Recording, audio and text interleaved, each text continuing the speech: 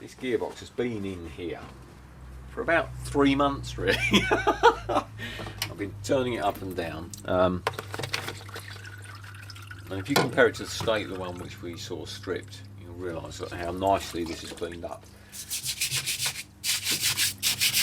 So this is just a sort of final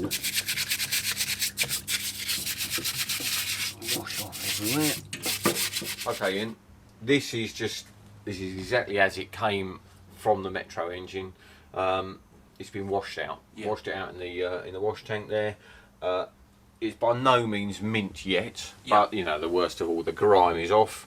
And I'm just going to rip it to bits now, literally, in order to clean bits up properly and identify the parts we're going to change. First thing to do is remove the diff, because then we can get rid of the interlock mechanism too, because in order to do the principal dismantling of the main gear assembly, we need to lock the gearbox up. At the moment everything rotates, so we won't be able to undo the tight nuts on here, and there's 2 of them in particular. So in order to facilitate undoing those nuts, we engage 2 gears at once, and then of course the gearbox won't rotate.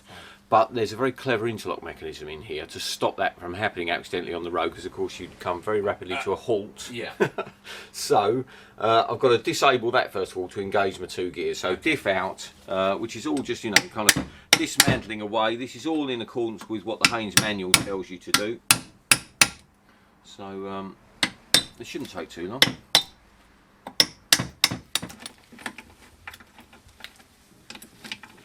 That's an interesting thing. These bolts here, see the blue gear on the thread? Yeah. That's like a locking compound. Yeah. And that's indicating to me that this gearbox hasn't been to bits since it was factory assembled. Oh really? Yeah, which is how we like it. That's ideal. This is held on by there are dowels on here. All the bolts are undone. So it's just a case of a gentle bit of a tap, which you can just get in about. I don't want to sort of try and get in between the mating faces and lever it there. So I use a cold chisel, which kind of takes a bit of a dig into the casing, but that's just enough to separate it there. Same the other side. So that's separated that off. There it is, doweled top and bottom, you see.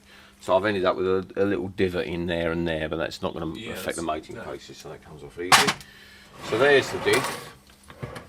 Just going to lift out. Now we're going to service that and put that back in, and straight away that's going to go again, no problem, with some service components. So that's that bit. Here's the deal where you engage the gears, and it's quite interesting to look at this. This is what your gear lever connects to. So you can actually look in the back here, and it's a bit grubby at the moment, but you can see the selector. You can see by moving there, we're attempting to select either 3rd and 4th gears there, and we've got 1st and 2nd there, and we've got reverse down there, and there's a spool here which interlocks through all of the selector forks, so that you can only engage one at a time. We need to disengage that so we can in fact get 2 in at once. So that's a matter of, it's a bit of a fiddle, and that will. Okay, so I'm just going to drag this little sleeve out which interlocks. So we'll put that in. That's the thing, Bill, that actually stops you engaging 2 gears at once. Yes, this will now allow us to disengage that spool as easily as that. Here we go. And any moment now, we will be able to stick 2 gears in. Does it matter which 2 gears you're doing, or are you doing specifically 1st and 2nd, or 3rd and 4th? Or? No, you can't put 1st and 2nd are on one hub, so you can only select one of those. So we'll put either 1st and 2nd with 3rd and 4th in at the same time. Show you that in a moment. Okay. There we can select the gears like that, and what I've actually done is to spin that around like that, so that spun it out of the way. That's completely out of it, which means that these can move. Both of them can move at once. Take the roller bearing off the end of here. Now it's retained by a circlip, which we'll remove first of all. You need circlip pliers for this, but there we go, that's that off. And now I dare say there probably is a tool that pulls that bearing off without dismantling it, but I haven't got that, and what I always do is pull the individual rollers off of here. So I'm in effect going to take the bearing to bits. Very straightforward. Just use a pair of long nose pliers, get hold of a roller at a time, and just lift them out. That's a plastic casing there. I just don't want to drop them. Take those out one at a time. With all of those out, then the plastic cage comes off. Put that in your little box of bits and keep all the rollers. And now one of the nuts that we're going to undo is this fella underneath. So when we undo that nut and unwind it off, it'll actually push that bearing race off for us anyway. It's just a kind of easy way of getting that off, I find. There's a lock tab to knock back there, so we'll do that while we're here. This is all a bit hammer and chisel again.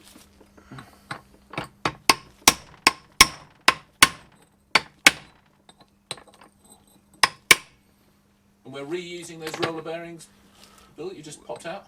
Yeah, they'll be fine. Yeah, we can inspect them carefully, and I think we'll do all of the inspecting when we've got the whole lot laid out. But yeah, I think it's almost certain we'll reuse those. Yeah, so they're there to keep. Yeah. Take the speedo housing off the other end to get at the other end of the game.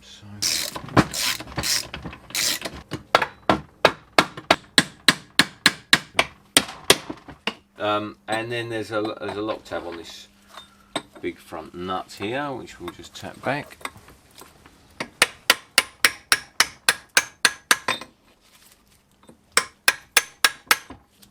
Now with the lock tabs, you sort of drive them halfway back.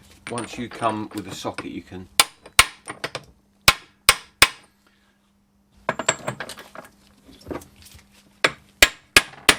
now we need to engage 2 gears. Just a bit of screwdriver abuse. I'm going to give that one a gentle tap that way, which will put that in 3rd gear. There it goes. That's engaged 3rd gear there. So we're now driving in 3rd gear, and if we tap another one, we'll put sorry, that's actually 2nd gear. We'll put top gear in here. Doesn't matter which. And that's now in top gear as well, and that's completely locked up. Now what typically happens here is you want to undo that nut there, the gearbox is locked up, and you kind of think, right, I'll get my foot on there and I'll try and hold that there, and we may very well, there we go, we have been able to undo that one, that's no problem.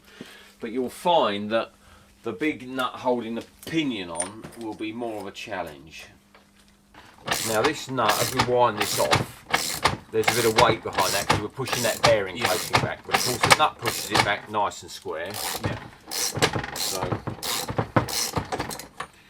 there. And when you reach the point that the nut is off, you wind the nut back on. That leaves you plenty of room to get an ordinary puller in there just to whip that bearing casing off. The bearing casing, you'll notice, has got a second sort of ring around the outer edge of that race there, which tells you which way round it goes. So just make a mental note of that before you pull it off. And you can see here this puller doesn't have the jaws here wouldn't have fitted in behind the race, which is why I couldn't do it and pull it off by this method right at the beginning. But once the nuts push the race back, then the puller can fit in there. There it goes. You can see what I mean there about that second ring. So now that nut will come off. There it is, and the lock tab and the bottom transfer gear itself. Now most Mini owners will almost certainly have a socket of this type because this is precisely made to remove mini ball joints, to undo the big dome nut on a mini ball joint, and it's just perfect for doing the pinion nut there because it's long enough to reach in.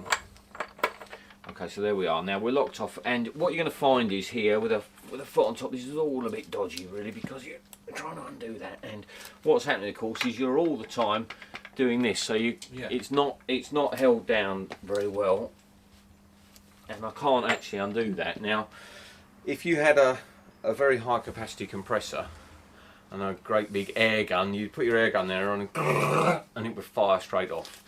Now I haven't got that resource, but I've got an improvised means which will enable us to get this off without any drama, so I'll just show you how we do that, or how I do that. You're not filming all that, Paul. I am. Rocky.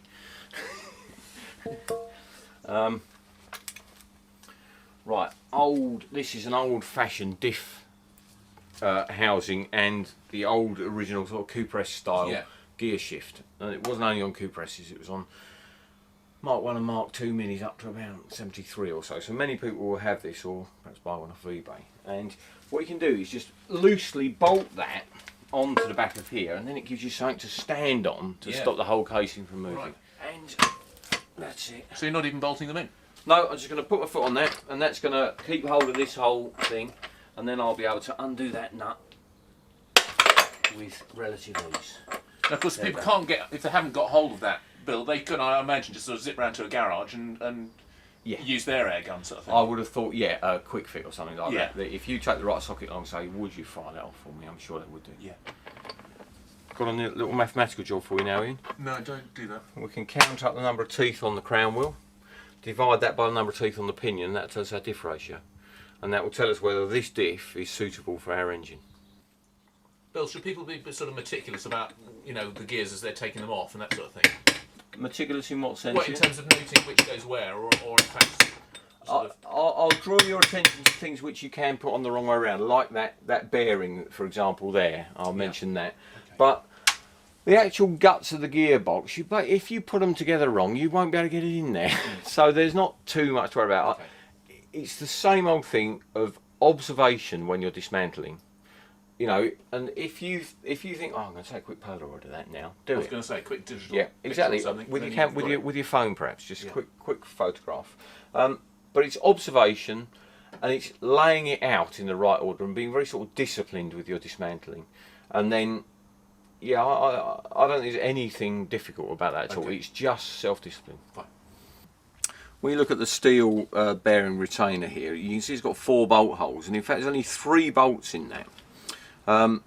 And that's a factory revision, because when I think it was when the Metro Turbo came out with this extra power, what was happening is it was cracking the gearbox casings through where that bolt hole was. So Rover took the very inspired step of deleting that bolt. They didn't drill the casing, didn't drill and tap the casing, thereby sort of introducing the weakening into it, and that solved the problem. So a late gearbox casing like this, sometimes you'll open them up and find that is actually drilled and tapped. I've never had a problem with it myself, even with Miglia sort of horsepower going through them, but this is one of the sort of slightly later boxes, which is of the preferred design. We're getting there. This is nearly in bits now. I need to release the oil pickup pipe. There is the pipe, so you can see that's picking up in that corner. So that's that. All that together and bring that out, being careful not to let that ping off into the distance. The proper tool for the job is essential there. It's one of those kind of things there's no way of improvising. Right. Right, next thing is we'll slide out the lay shaft, which, because we take that interlock tab out, that will just slide straight out now. So there's the lay gear with its bearings inside. Don't try not to drop them straight on the floor, so we'll just put that in our tray over here and pick up the thrust washers for the lay gear there. And that now allows us to lift out the mesh filter that sits in the bottom of the gearbox casing, and that's there, and that's where our oil pickup pipe sat in through that hole, so you can see that, you know, there's that sort of filtration, so any sort of broken bits, teeth or anything, you know, if you have a failure like a tooth from a gear is shed, it doesn't get sucked up by the pickup tube. Next we can slide out the shaft that holds the reverse gear. So that slides out. There it is. And then with my other hand I had hold of the reverse gear. That comes out. It's worth noting, it's very easy to try and get this in the wrong way around. It won't work if you do, but that's the way around it was in situ, so just make a mental note of that. I'm remembering the just the simple appearance of that and the way it was set in there. Simple. If you don't have one of these, Bill, difficult. Something I have managed to get these out of here before. Well, if you come up here, you can try and get a drift and sort of drift the bearing out from behind, but it's just ever so easy with a slide hammer, and these are inexpensive. You know, everything's so cheap to buy now. You know, Machine Mart sells most of these things. I'm finding that eBay. You know, I mean, you're not talking about a lot of money. No. It's the same old thing. you're doing the whole job yourself, invest a few pounds in some tools. So slide hammer will just knock that out. You can see it takes a bit of pulling out, and it's actually just dropped the bearing off there, but the bearing belongs in there.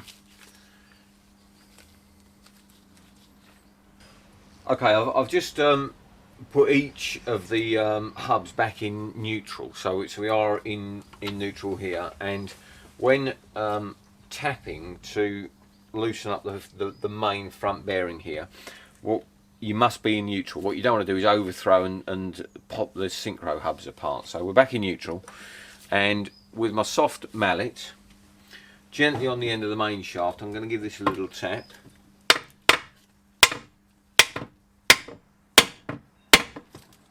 Quite a firm tap.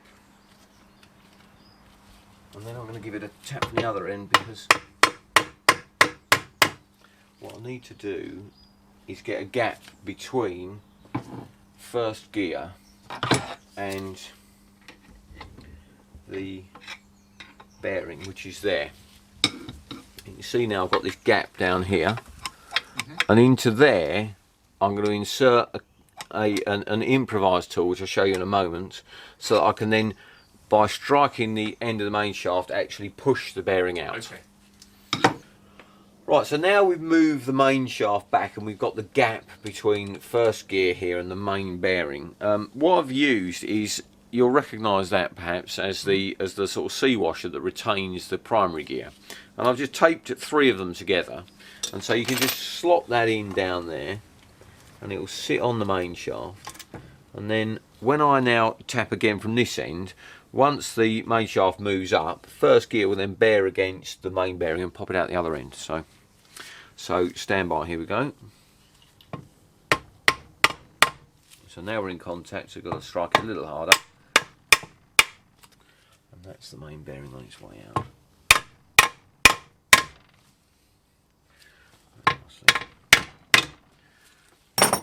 Okay, and now just swing that round. You can see there with a little pull just about there. That's the main bearing, which in fact has failed. You can see that the cage here is broken up, and we've lost at least one ball, so we'll replace that. But there we are, still working just about, but in a state of deterioration. And then, you know, I suppose the moment of truth really, the whole main shaft finally lifts out, and literally does just lift out. I'll get my hands out of the way so you can see what I'm doing. There it is. Try and keep hold of all the bits end to end. There we are. There is the sort of, you know, main cluster of gears. Yes.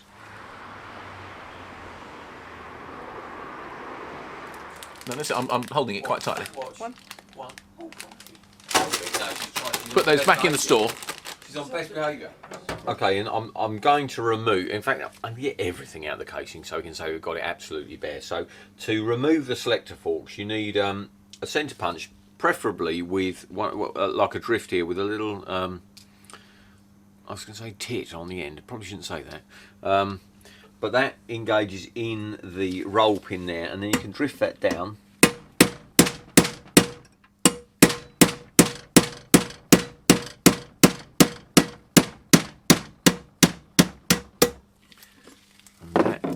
Will enable us to slide out the selector shaft.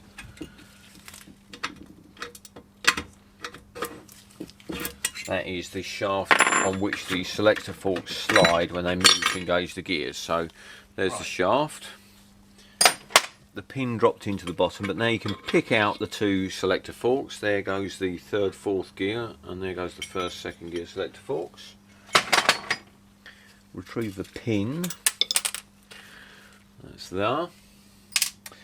And then all we have to do is unbolt the little horseshoes from the bottom, and then we really will have got everything out. I know you're only joking with the Vizard bit. Stop laughing, this is very serious business. Right, I'm going to unbolt the horseshoes out the bottom now. And presumably one of the reasons for taking these out, Bill, is so that we can just clean what I can see is sort of, a small amount of sludge almost at the bottom absolutely. of the gearbox. Yeah, the only way you can get all this lot out is to remove everything. You'll have a bare casing. We can inspect the components, and you'll get a better understanding of how it all works when everything's removed. Right. So, complete job. I mean, from a racing perspective, if you have an engine failure of any consequence, bits of debris fall into the gearbox, and then the gears serve to fire them out through the casing. So it's not a frequent occurrence, but it's also not infrequent that you have to change the gearbox casing. And when you change the casing, obviously you've got to have everything out to swap all the bits over. Yeah.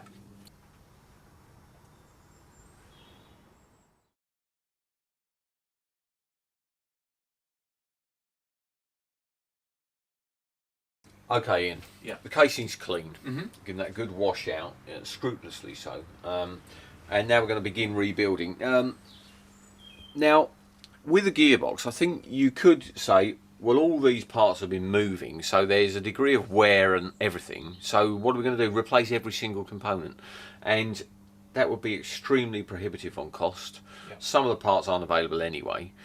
So at each step, I think we need to talk through why we're continuing to use this part, what we're looking for in certain bits as we go. So interlock spool and selector shaft, the little bit on the end of there, that's liable to failure in extreme sort of racing scenario. So I always have a look at that. I had one go myself, and I think this usually, if you crash, that's one of the things that's affected. Right. So it looks fine in this case. So the shaft slides inside the spool, and the pair are inserted inside into position there. You're not sort of lubricating it at this stage or anything? No. This whole thing's going to swim in oil before anything happens, so I'm not going to lubricate it. Fine. No. So that goes in, sits there out of the way. Next we have the bell crank levers. Now you'll remember that I highlighted the point that we'd remove these and remember the order. So what goes on first, it's not on the bottom, that piece sits on over the spigot there. Then we've got the reverse gear bell crank lever, that goes next. Then there's a shim that goes, that's not a particularly sized shim, just a shim that goes over. And then the next bell crank lever, another shim, another lever, retaining washer, and then we'll push the boat out and use a brand new nylock nut to retain all of that. Okay. That being torqued up to 25 foot-pounds. Okay, new nylock then.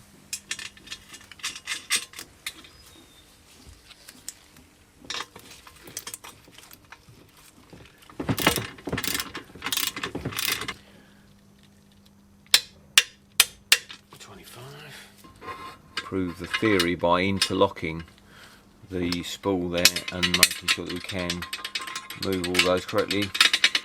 So that's it, we've got that in.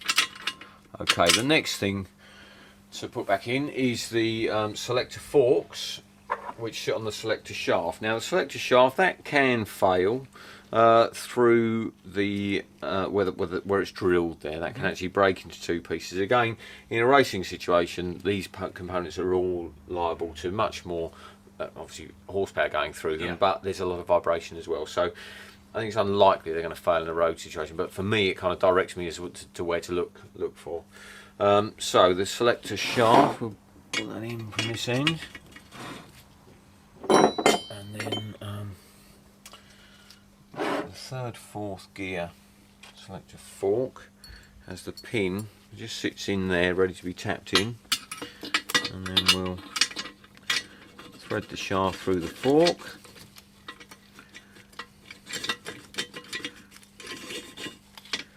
And the next fork,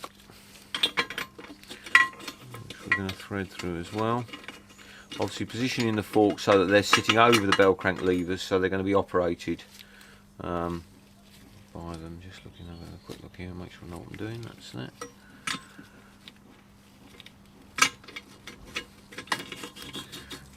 And again, for the person that's not familiar with how these things go, this is where having a good look before you take it to bits and committing it to memory, if necessary, committing it to a photograph. Yeah, this is when it will serve you well. Yeah, notes or drawings, whatever it takes. Yeah, I mean, I've done this loads of times, so you know, you just kind of, oh, I was holding that selector fork in the wrong way round, but it quickly became apparent as I realised, oh, yeah, that's how it's going.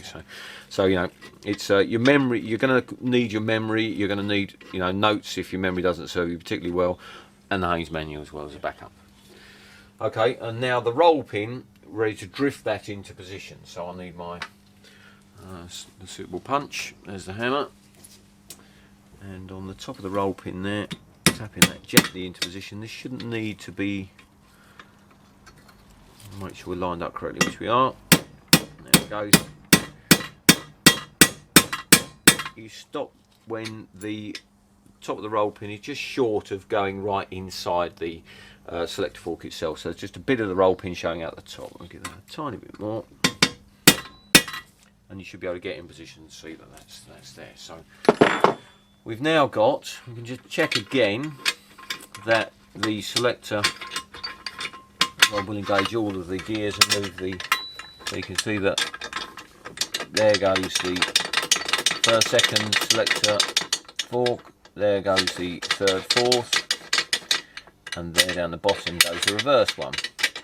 So that's it, and we'll just disengage the spool and selector shaft again so that we can engage the 2 gears necessary to tighten it all up. But that's all working great, good stuff. Okay, I've dismantled completely now the main shaft, and the simplest way for me to show you this whole process is by building it all back up again. But here I've got the components laid out. So there is first gear. There is the first, second gear synchro hub. There's second gear, third, fourth synchro hub, and the first motion shaft or fourth gear, that's there. So one thing that's worth saying at this stage is, fear not, because you won't possibly be able to put these bits on in the wrong order and get the gearbox back together again. Okay. So as long as you use all the bits putting it back together, you will get it right. Right, okay. And now I'm going to put the main shaft in the vise here and begin by refitting second and third gears. We've inspected closely the main shaft. There you can see that it's been used, but it's in very good condition. Fine. And it's going to go again all day long. Yeah. So let's begin by putting third gear back on the main shaft, and I've got soft jaws on my vise here. I'm afraid to admit they're fairly well used soft jaws, but I can grip that tightly without marking the shaft itself. Okay, so my third gear is going to sit on here. So here is third gear. The bearing itself, the rollers are retained in this cage, and they are in perfect condition. If you look inside the gear as well, that's a perfect ground finish, good as the day it was made. So that whole lot, serviceable, that can go again. So on with the bearing, lay the gear on itself. If it wasn't built, would that be in a service kit? It wouldn't be in a service kit, no. You quite frankly, if these parts weren't serviceable, rather than go seeking to buy new bits, get yourself another scrap gearbox. Okay. Because, you know, parts of the cost is very quickly going to become astronomical for these parts. Okay, and then we've got the tooth retaining ring, and you'll see here that, you know, you can't mix up. The third gear retaining ring is there. The second gear retaining ring is there. You can't mix them up. No. So, you know, keep a clear head on what you're doing, and it'll all go on okay. So that obviously slides down over there, and there's a plunger, a little detent plunger, which goes in spring loaded. I probably should have put that on before I put the gear in, so I'll just lift the gear off again, and that goes in the side there, and that is going to keep the retaining ring in place. So the gear's back on, slip the retaining ring down. Now I'm going to use here a little bit of welding wire, bent the end over, and I can just reach in and push the plunger. Can you see in there?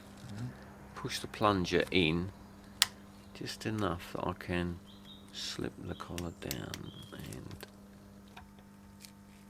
go on, that's it. So that's now clicked down, and it pushes round, and it will click in place. There you go, and the plunger you can see has jumped out there in between the teeth, so that's locked on, going nowhere. Did I make that look really difficult? No, that was fine. Trust me, that's, you know, you fiddle around a bit, but you get there in the end. But you know, you certainly never get the hammer out. No, brilliant. That's fine. Okay, so that's third gear back on. Turn the main shaft upside down. Now we'll put second gear on. So there's two plungers on this one, a plunger at each end. So I'll feed those in with a spring in the middle. And they're sticking out there. Now, because of these raised teeth, just have a look at the gear actually. You can see that the machine finish on the shaft there is in good order. The internal finish of the gear itself is immaculate, and obviously if those two are good, then the bearing is going to be good, because anywhere on either surface would transfer. But you just have a quick look there, that's absolutely spot on. So just spread that round and ensure that's just sitting there nicely, and then we can slide the gear down. The sort of cone face that receives the bolt ring, that's outwards of course, so that's going to slide on.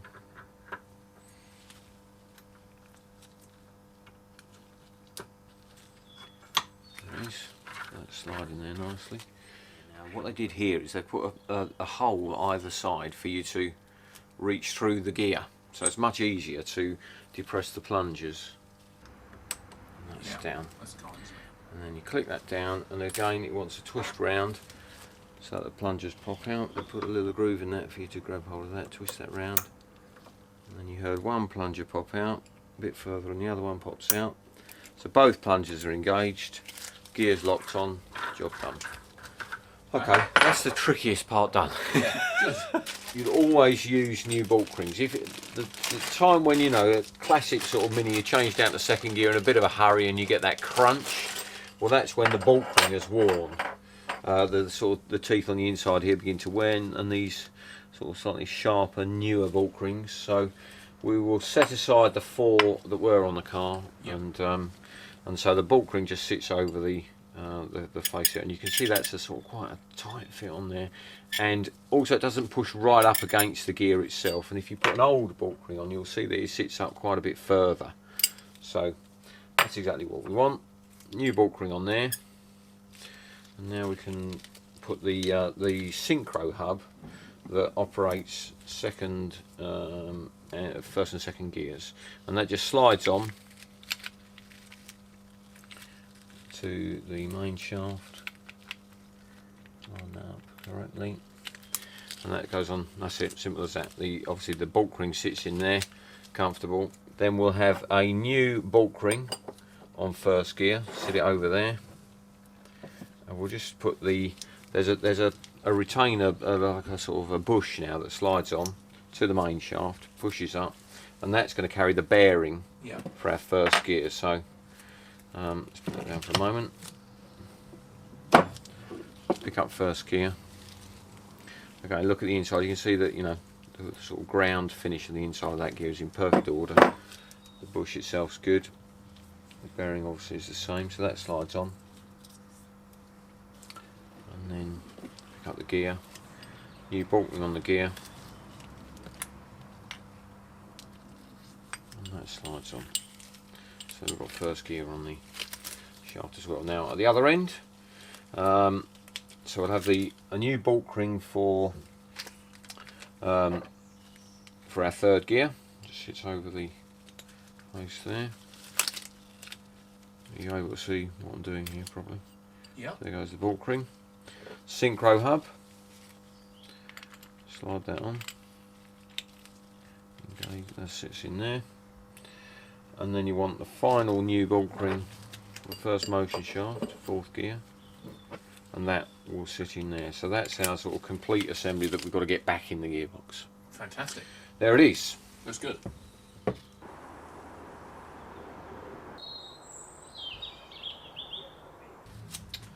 Right, so now we have our main shaft assembly complete, so we can start putting stuff back in the box. First thing to go in is the reverse gear on its shaft. I left that in there reminding me which way around it goes, and quick look inside, you can see that the bronze bush that it runs on is nice, and the reverse gear shaft itself, again, not brand new, but yeah, it's just running nicely. So that's serviceable. So we can slot those back in the bottom of the gearbox there.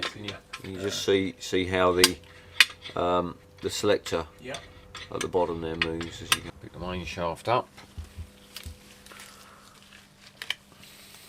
And so you offer that in through the casing there, sort of pausing part way to swap your hand onto the front here, but not letting the gear fall off, keeping it all together there. And then you can just sit the whole assembly into the selector forks there. You can see that we sat into the selector fork there and there. So that's very nice, that's as it should be. Next thing we want is our main front double roller bearing, and this, if you recall, was actually damaged when we looked carefully. That's not survived very well, so we'll fit a new double roller bearing there. So you can see that although we've got the bearing groove there, sorry, the circlip groove, they don't actually have a circlip in it, so I'll have to take that from the old bearing. If we slide that over the main shaft, and that's going to need to be drifted on.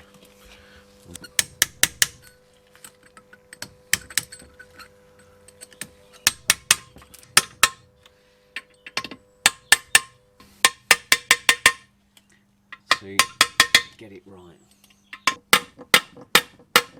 Okay, first motion shaft then, in effect fourth gear. The end of the main shaft, the ground finish there, the bearing that sits on that, the shaft itself's in good condition, so too is the bearing, so we'll slide that over. The ground finish inside the first motion shaft is good, so that's all fine to go again as it is. We've got a new bulk ring here on the gear, and the bearing here, main bearing, that's in good order, so we're not going to change that. So we're ready to put the first motion shaft back in, and that's, you need to sort of feel it to make sure that you've engaged properly on the end of the main shaft with that little bearing that we saw earlier, and then it's a little soft tap, start it on its way.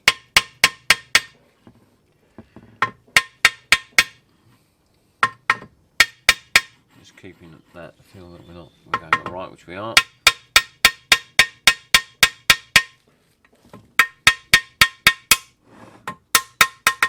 That's it. That's all the way in now.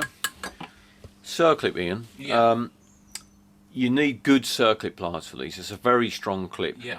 If you sort of slip out of here once with your pliers, you kind of take the inside edges off, and then you're forever slipping off the thing. So you don't want to be messing around too much. This can go wrong. I've got, you know, a very substantial, nice, good pair of 10 tool circlip pliers which do the job perfectly. You know, it's another tool that you're going to buy. You won't use all that often, but on the occasions when you do need it, you need one that does the job properly. So I've got my pliers on there to squeeze it up tight, and I want to squeeze this up right up so I can slide it all the way in one go. I don't want to be firing off with it too much. So here we go.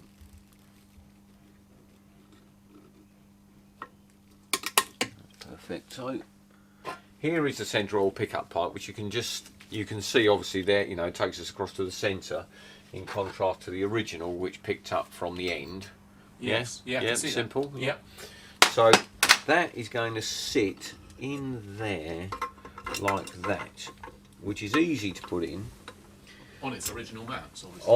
On the original fixings. It's easy to achieve until you realise that you've also got to get the lay gear in at the same time. So once you know that that's going to go in and where that's going to sit, bring this out again.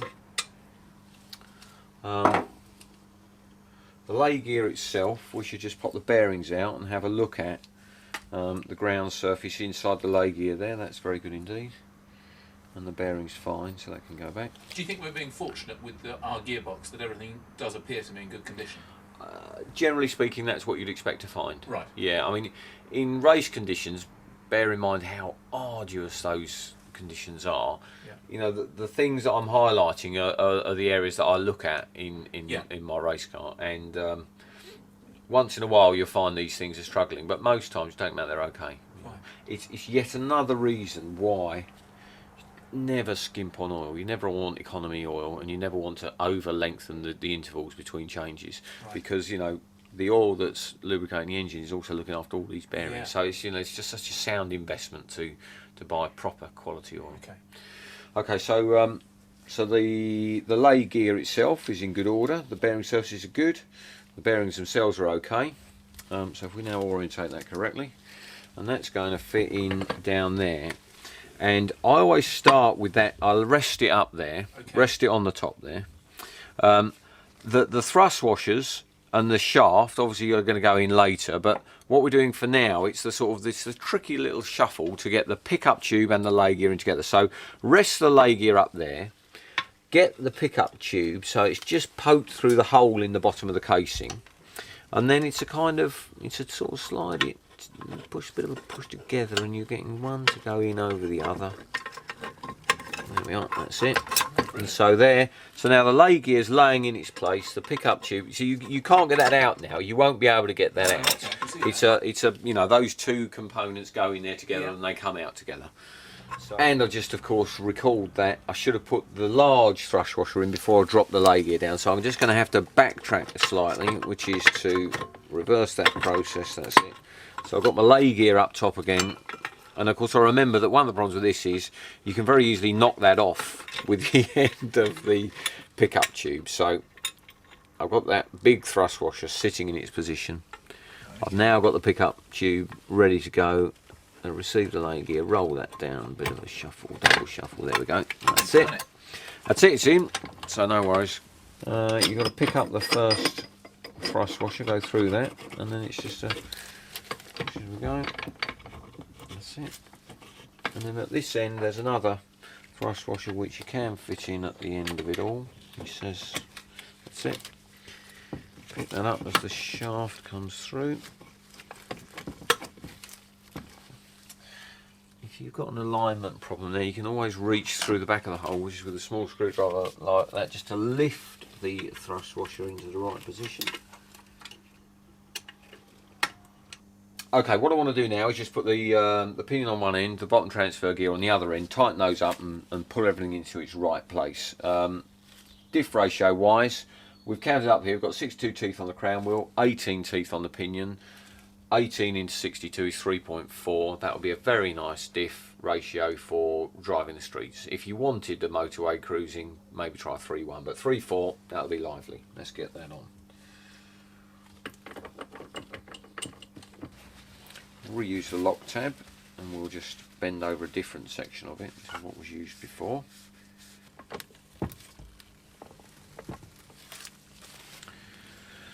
Okay, bottom transfer gear is in immaculate condition, so that can go straight back on there, which is on there like that.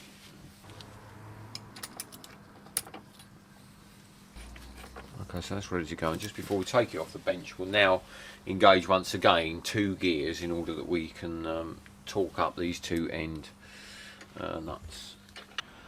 Back on the floor now with the box. I've, as you can see, slid my stabiliser system on so that I can keep a tight hold of this while I torque up the nuts. Both nuts 150 foot-pounds, so that's extremely tight. And you may need to acquire the use of a high range torque wrench. Some torque wrenches don't reach 150, but you do need to get this right.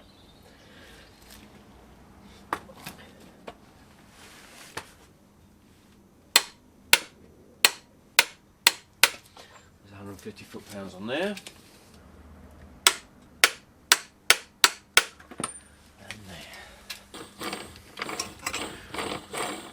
Very good indeed. Slot on the underside here of the lay shaft, I'm engaging the locking tab into that slot there. That's it. And then further engaging it into the slot in the reverse shaft there. And then those push together, and the bolt hole there lines up perfectly for the main bearing retainer, so that's got them, and that stops those 2 shafts going anyway. Main bearing retainer, you just offer it up into its little slot there, and you can feel there that it's pushing against, or I'm holding it against the main bearing.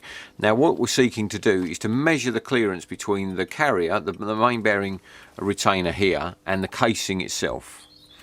And I've got a 6th thou feeler gauge there, and that is just it's a tad less than 6th thou because I'm having to bully its way in there, but it nearly goes. So I'd say that's probably 4 or 5 thou, that gap. So we'll just change feeler gauge to confirm that feeling. Set of feeler gauges is essential, of course. I'm sure most mini fans will have such a thing. You're also going to need really a micrometer, because in a moment we're going to have to select a shim of suitable clearance to make up the gap that we've got here. And that's and that's a 4 thou feeler gauge. It goes in there very, very easy. So I'm calling that at 5 thou. That's a 5 thou clearance there. So for a 5 thou clearance, we want a 5 thou shim. If that's not the right shim that we need, Bill, they come in a kit. Do you buy them as you need them? You can buy these individually. What I've done is every time I've ever taken a gearbox to pieces, I've always kept the shims that come out of it, and then you've got a stock of them. If you're not in that position, you'll be able to buy them individually. Okay. So we want about 5 thou, and that shim is fantastically 5 thou. So How that is brilliant. yeah, that's great. We will go with that. So that shim does our job. So now you lift the bearing out again, position the shim under that locking plate, the interlock plate for the reverse. I'm just going to have to ease it out slightly so that I've got a bit of clearance there. So that goes underneath that locking plate that we inserted between reverse and the lay shaft. Push that shut now, so that's in about the right place. There's our bearing retainer, and all we want now is a set of bolts to hold it in. 18 foot-pounds for the bearing retainers.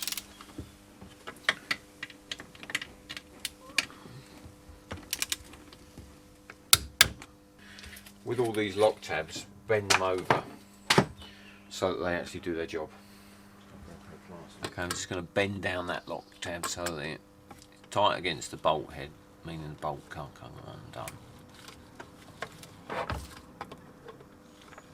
There we go.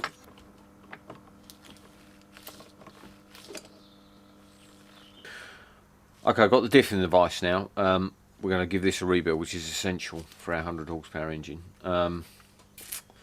Now, the bearing here, as you can see, I'll just leave this off. Using a screwdriver, I'll lever the outer bearing race off. Put that over there. And then you can lift the carrier with all the balls in, which will all fall inwards. Oh no, they didn't, that's good. So we'll put those to one side. And then the inner race can stay on the crown wheel, which is fine. We need to tap back the lock washers and undo the 6 bolts to withdraw the crown wheel.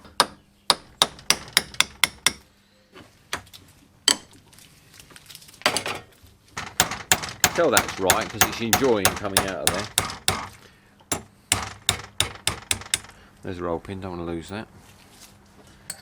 And drift out the diff pin.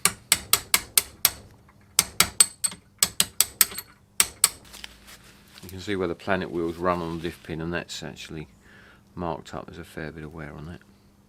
So a new diff pin and planet wheels would be a good move.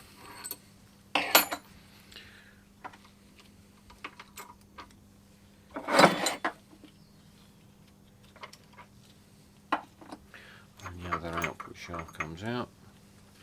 And that's the diff cage there. Quick clean up on that. Output shaft, we'll put new fibre washers on those. So there's the old one, there's a new one. New fibre washer. Okay, so there's a new fibre washer on the output shaft, which drops in there. Now we've got 2 new planet wheels with the backing washers going in there and in there. There, spaced by a distance piece, which sits in the middle. Let's just get our pin. Now the pin's got a cut out at one end, as you can see there, and that's the roll pin, which will drive back in, slides down there. So obviously you have to orientate that correctly when you drift the pin in, and we'll knock it in from this side so that we can twist that if necessary, as that just pops inside the casing.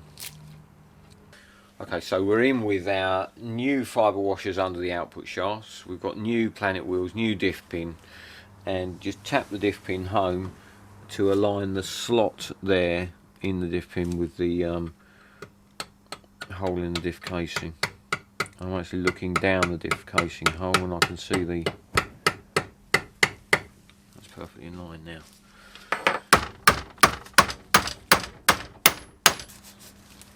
There we go. And that is of course going to sit in there.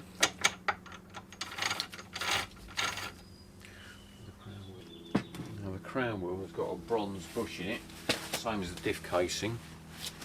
And as you can see there, exactly like the diff casing, the bush is in perfect condition.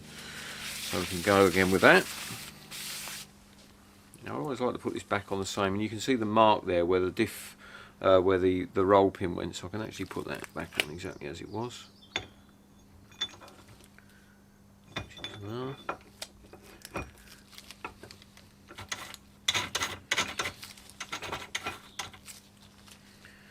Yep, there we go. We need. We've had the whole diff together twice now, and it's too tight. It's like, you know, we built it up with the new parts, and yeah, it's a real struggle to turn it, if at all. And whilst there's an argument that, you know, a tight diff is desirable and it's going to run in, you know, within a mile or so, I'm just not happy. My mechanical sympathy tells me it's not right to put it together as tight as that. So we've had a little look through here, and certainly the new fibre washers are a good bit thicker than the ones that were in there. So we've tried it with the original fibre washers, which are in good condition. There's absolutely no reason to discard them, and in fact I think we're going to conclude that we'll put it back together with the original fibre washers. Okay, we've got the diff back together now, and it's about right. It feels good. So we'll just torque up the bolts that retain the crown wheel. Set this to 50 foot-pounds.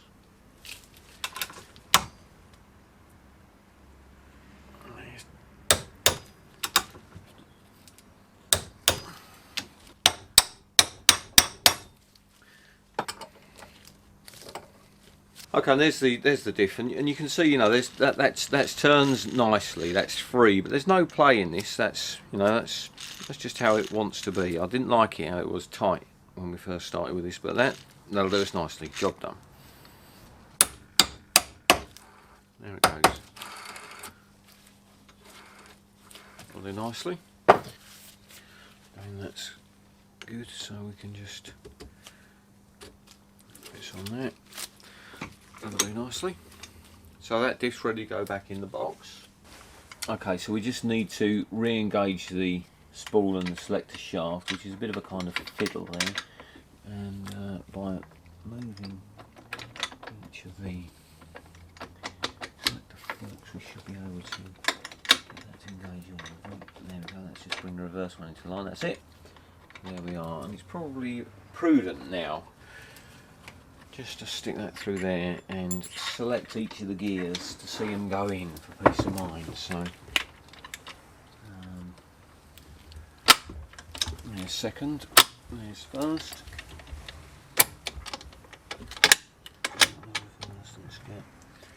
There's fourth, there's third, and there's reverse. So yeah, there, and that's in. We can now press ahead with reinstalling the diff. So if I just up the gearbox, take the diff, lay that in, offsetting it towards the flywheel end of the engine. That's nicely engaged there. We want gaskets.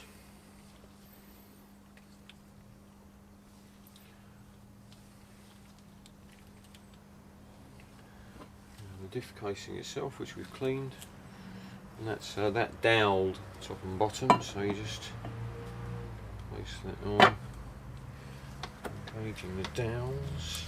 That's it, we're home and dry. And then it's 7 bolts, which we'll put in. We'll just bring down to finger tight before we deal with the shimming of the diff.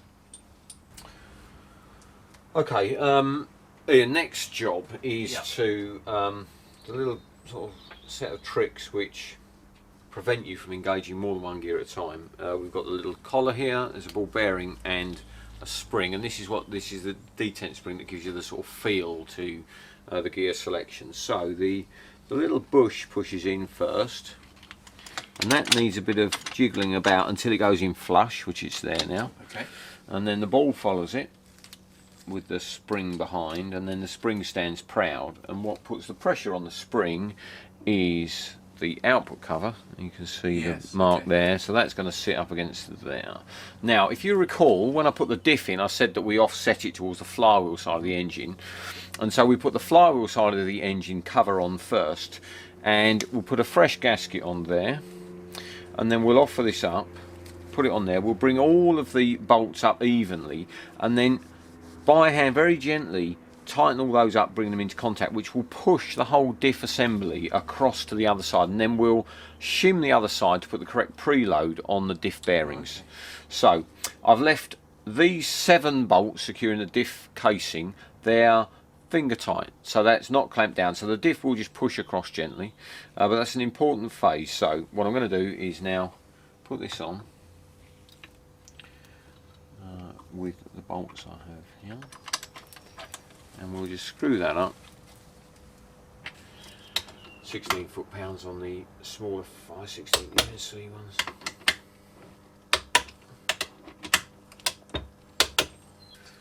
Okay, so now what we do, with no gasket, offer up the plain clean output cover for this side, and we're looking to measure that gap. Now I've got a 6/1000 feeler gauge there, and it's definitely a smaller gap than 6/1000, just a little smaller than 6.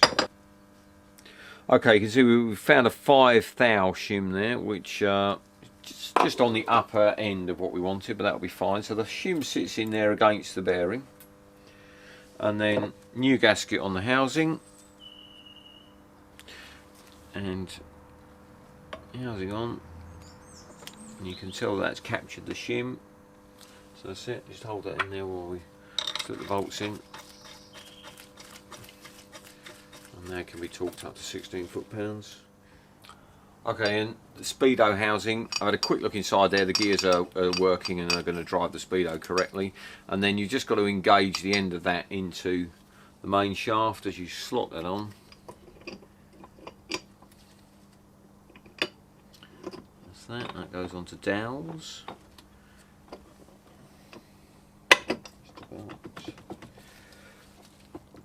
There it is. There it is, and that just wants to set bolts now.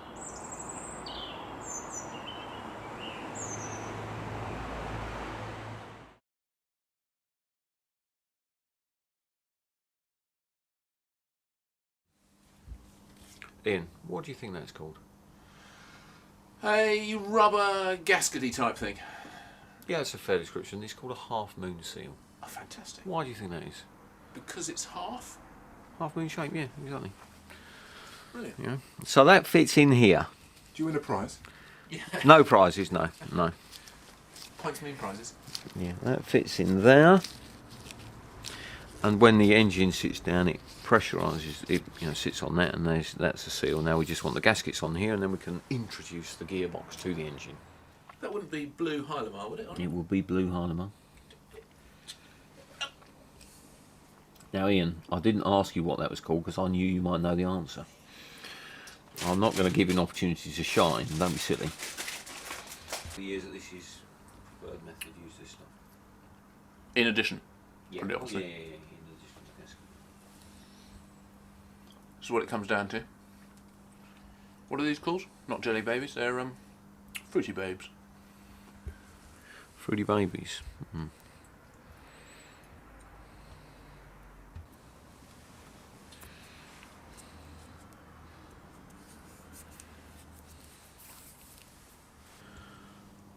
Right, the gaskets are on the face of the block. This O-ring, new one, goes in there. Vitally remember that, you won't get any oil pressure without it.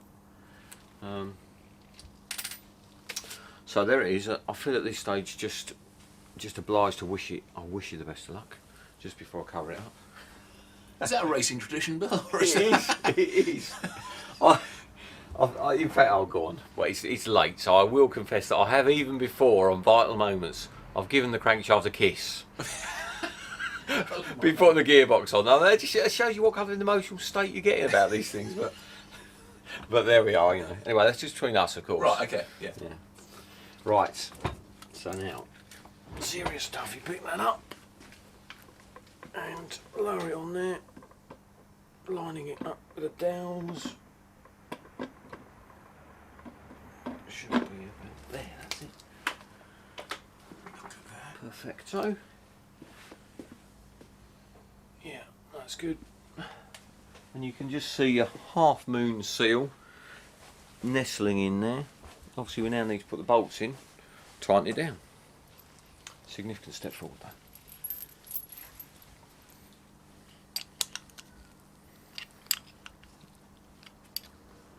That's it.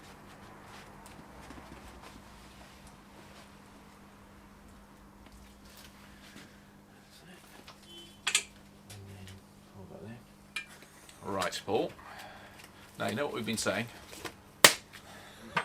Right, new Kent Cam's high capacity oil pump, which I have put a little oil into so that it will pick up oil. They kind of need oil to seal them, if you know what I mean. I haven't actually filled the oil pump, but before we start the engine I will fill it by, in effect, backfilling it down the pickup tube. But for now it's just got a bit in so that it will lift properly when we ask it to pick oil up from the sump.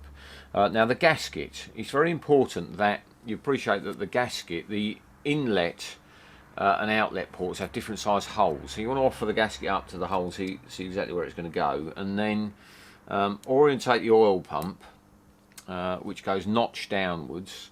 So the oil pump's going to go like that. We want to get the spigot that engages in the end of the camshaft at the right kind of angle. It's about going to be like there. So that's at the right angle. Now, gasket over the holes. That's there and there. Off the bolts up.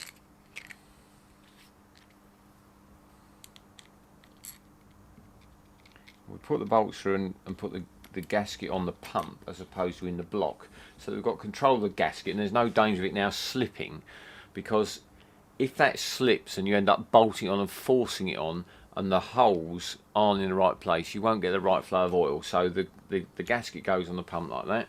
Now we offer it in, it engages in the end of the camshaft, which is about there. Find the holes, which is there. And that's it. Now all we need to do is tighten that up. 8 foot-pounds, which we'll put in our spec sheet at the end of it all. Yeah, that's fine. I'd obviously already turned the oil pump over, but you just want to make sure that that's... I've had issues with oil pumps in the past, you know. It's like all things, if you make a mistake with that, you don't find out until the engine's in the car. You go backwards. Now we've spent a little while messing around here because the dowels, these dowels are very important, but they were in a poor condition, and in fact they would have ended up jamming our casing on. So we've cleaned up the dowels. We've got a fresh gasket there, of course. We checked out the drop gears as a set of 3. They're running smoothly, they're nice. We've checked that the engine turns over smoothly with the oil pump in position, which it does. So now we're ready to button this up with installation of this finally. So yeah, just offer that up and locate on the dowel on there and there, and then that's just a little sort of wiggle and it goes home nicely without any big drama. Fantastic. Goes home nicely because we've prepared again. Yeah. It's the usual thing. The primary gear and the oil seal we'll put on subsequently, but for now all we need to do is install the bolts, tighten that up. Are they torqued up again, Bill, or Of are they course, to a torque setting? Yeah, 18 foot-pounds for all of these. Right, actually 18 for the ones that are going to steel and 16 for the ones that are going to alley. The thing just to check with this before we actually install it is just to slide it on the tail of the crank and ensure that it's running, you know, the primary gear set is running nicely, which it is. So we'll remove that. Now, we need the oil seal. Now, I'll just run a bit of oil around the lip of the oil seal so that it's nicely lubricated, and we'll slide that straight on here, and that's quite a nice way of doing the installation of the oil seal. So put the seal on the gear, so that's sitting there nicely. Now, there's a thrust washer that goes on the tail of the crank first, so I've just cleaned up the old one, and that's perfectly serviceable. So that goes on with the chamfer to the inside. That chamfered edge there, that goes on the inside, so we'll just over the tail of the crank and we'll use the primary gear itself to push that all the way home. And now the outside edge of the seal itself needs a little drop of oil on, not too much, just to ease it in there. Otherwise on a sort of freshly cleaned up housing like this it will sort of jam up.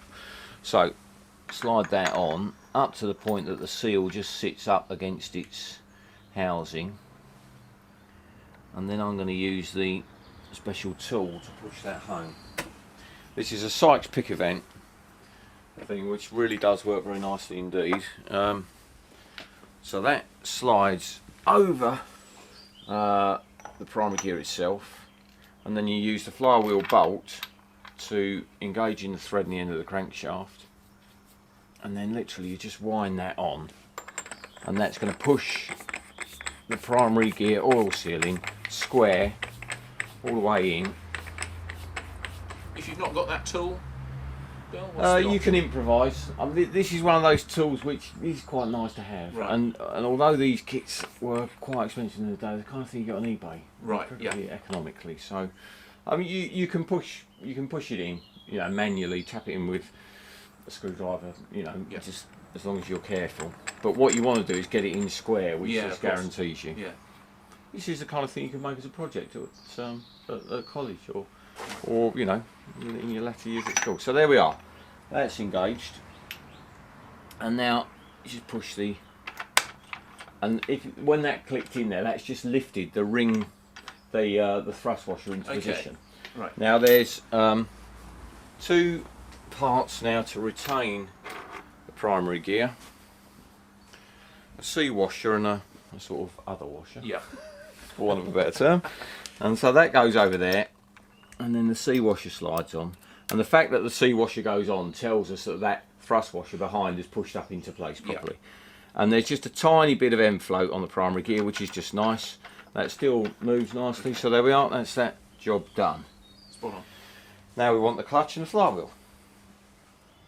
Okay, flywheel and clutch, the few bits to put together here. First of all, obviously this lot's been pre-assembled and it's been dynamically balanced as a set. So you can see, for example, there's the drill hole there in the flywheel. That's a small amount of material been removed to balance it up. So we've got a steel flywheel, which I think, you know, when you're building the engine of this type is essential. New straps. Orange diaphragm identified by the paint stroke inside it there. Steel backplate, again that's essential, and we've got a sort of fibre rally spec clutch plate there.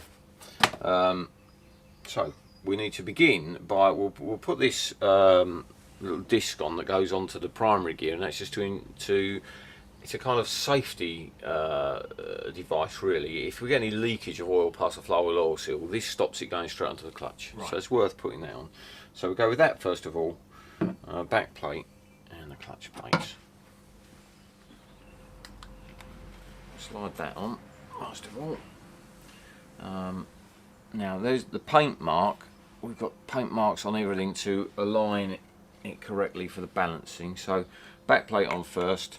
It's sort of offset inwards, the clutch plate there, so that slides on as well. And then that's just need to get that's it. So that sits back like that. And then we need to offer the flywheel up itself.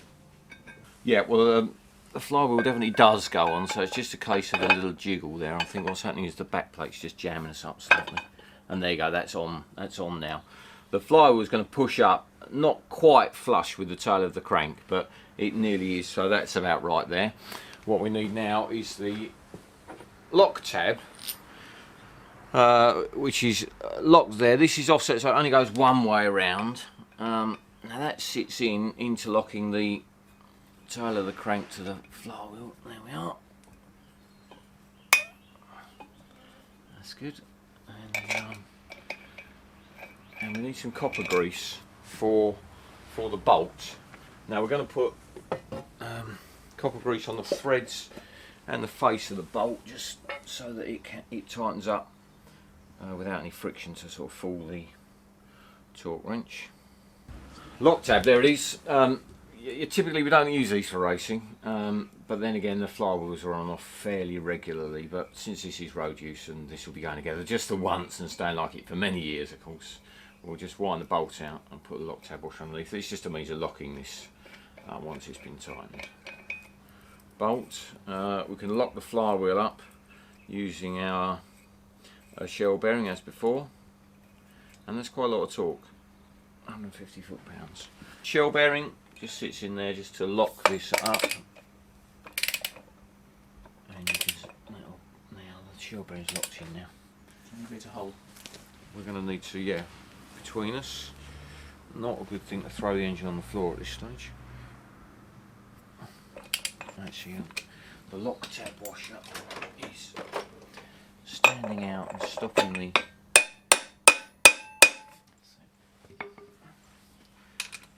the tab washer itself is actually stopping you getting full engagement on the nut. That's much better now. I'm relying on you, Ian, to hold the engine. Maybe I shouldn't be. Oh, that is really incredibly tight. Lovely.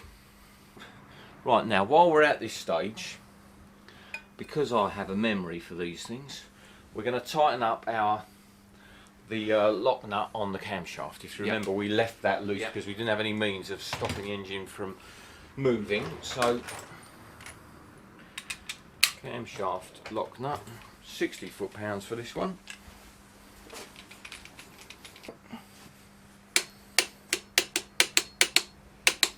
That's it. 60 foot-pounds doesn't seem very tight, does it, after you've just done 150? That's it, lovely.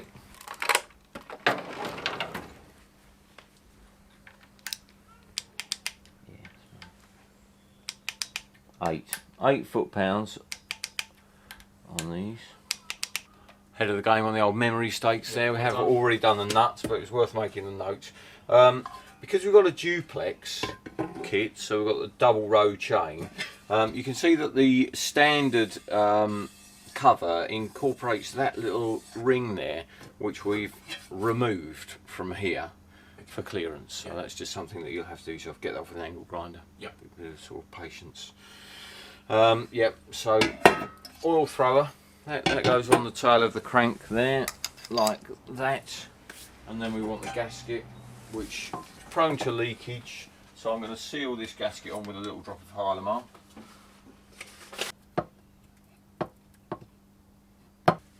Now for this particular gasket, there's no oil seal. There isn't a clever fitting tool, so there isn't one I'm about to wear off.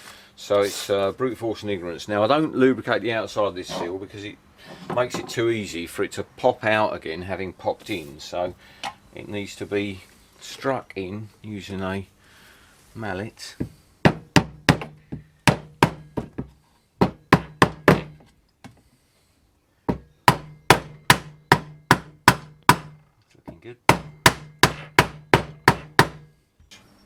Yeah, and once you've hit it in, you can look this side and see that it's sort of tightly up against the front face, which it is, so that's there.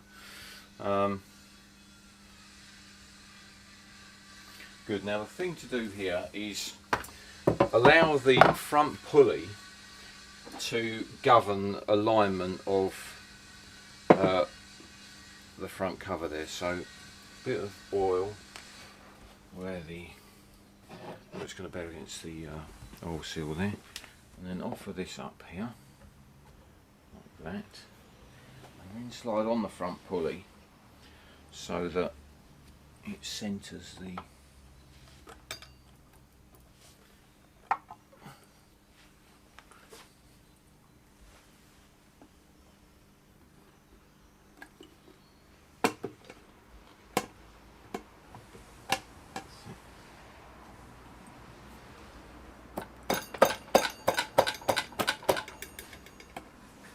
looking good.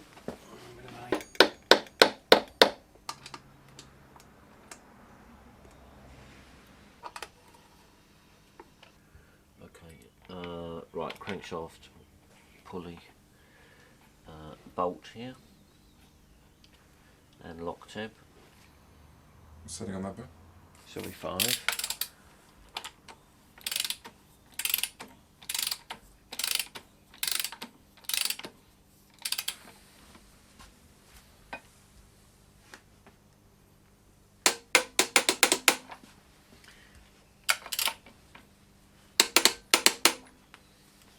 Having taken the time to install your lock tabs, don't forget to bend them over, otherwise they're a complete waste of time. And you just bend it over against one face of the bolt, tap it down. Okay, next thing then is diaphragm.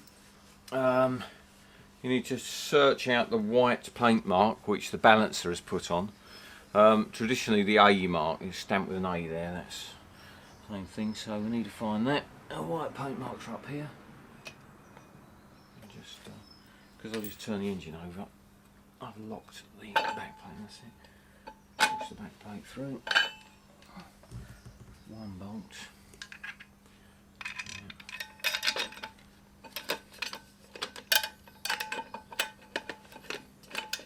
Now these bolts, they've got a 9/16 head on them, which corresponds to a 3/8 thread, but it's got a 5/16 thread, so it's very easy to over tighten these bolts. So you do need to use a torque wrench for these.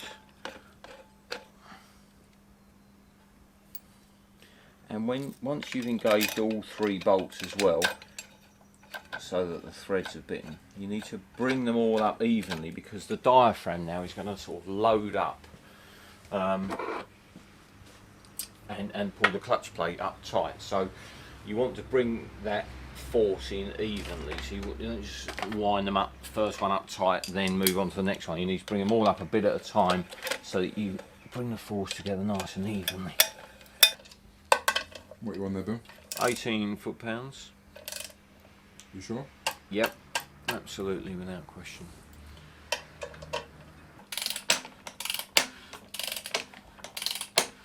Sounds very pleasing. Okay, I'm just going to press a new release bearing onto the onto its carrier here, using the vise on one end and the sockets that I'm only pushing against the inner race of the release bearing, so that it itself doesn't suffer any stress.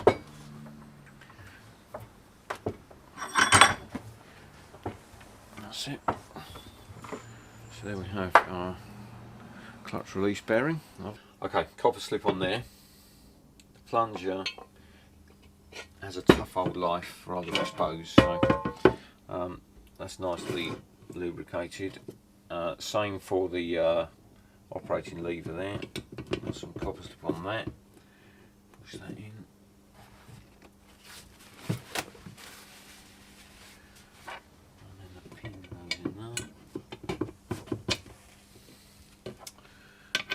The lock nut, there's two nuts here. The first one,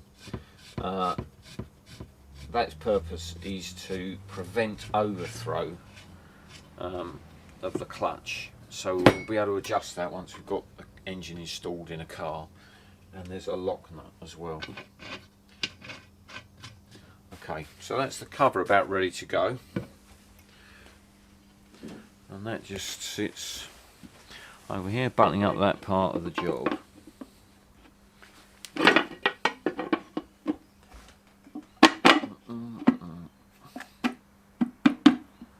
Lovely. Filter housing, scrupulously clean. This has been shot blasted, and when something has been shot blasted, we've lacquered it as well. You need to make sure every tiny bit of grit's out of it, which we have done. New gasket, put this on without any gasket sealer. And it screws straight on the front here. Now the oil filter, which I've already topped up with oil, you want to put the oil filter on actually full of oil, so that when you crank the engine over to bring the oil pressure up, you don't have to fill the oil filter up first, it's already full. So that will be screwed on after this. Okay, installation of distributor. Very straightforward really. Here we have a new Alden 100 AYPV distributor, which is about right. In terms of whether it's exactly right, we'll come to that on the dyno, but this is spot on as our sort of starting point. Drive shaft for that, which is just standard, and then there's the locking plate and bits and bobs. So the engine, I've turned the engine over so that number 1 and number 4 cylinders are at the top dead centre, and the rockers are rocking on number 1 cylinder, so that tells me that that cylinder, the valves are shut, so that's about to go bang on that cylinder. So number 1 is on its firing stroke, which means that the rotor arm here, we're going to set this up so that the rotor arm is pointing to about that kind of position, about 11 o'clock position, to fire the number 1 HT lead. Now, so we want that in that kind of orientation, and the drive spindle only goes on one way around, so that's got to be like that. Now, in order to, so we'll put the distributor to one side and pick up a stud that screws into the drive spindle so that you can offer this in. So we want the drive spindle to end up looking at that kind of angle. So you actually turn it round slightly clockwise and then offer it in down there, and you'll feel it engage into the drive gear on the camshaft, and you can unwind your stud, and that's sitting in there now at the angle which we wanted. Same angle of attack, and just slide this distributor in. Obviously it's a close fit in the body, and I have offered this up prior to putting in the drive gear so that I know it goes in, and when you reach about that point you just need to shuffle that round so that now I can feel that the drive is engaged at the end, and so the distributor is in just about at the right angle, and the rotor arm there is pointing to where number 1 plug lead will be attached, so that's in roughly right. Now we're going to install an electronic pointsless system inside that distributor, so we need to strip those bits out, but fundamentally the distributor's in, it's in its right place now, so all we need is the clamp and bolt. And it's easy to do that strip down with it in place, Bill. Yeah, with the distributor slid into the block there, obviously it's firmly mounted for you, so instead of chasing it around the bench to install your kit, there it is, nice. Okay. There goes the locking plate. The locking plate itself, I'll just show you, that is knurled underneath, so it takes a good hard grasp of the distributor body.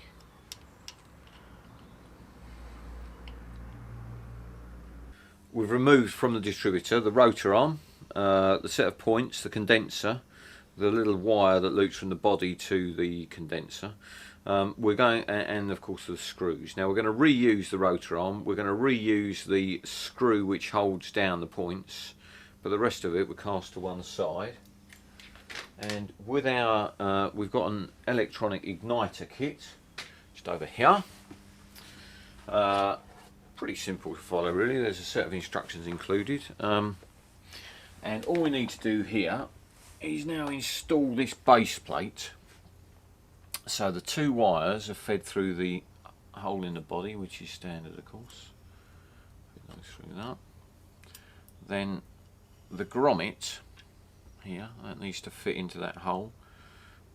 and that's going to want a little tiny drop of silicone lube on there just to help us get that into position with a bit of a stretch. Here she goes. That's it. And then the wires, a little bit more silicone on the wires themselves, that will help them to move. I'll do this very judiciously, obviously, being careful not to stress the wires themselves. And the base plate fits in there, so you want those wires, just a bit of slack in them. That's just about right, I think. That's fine to me.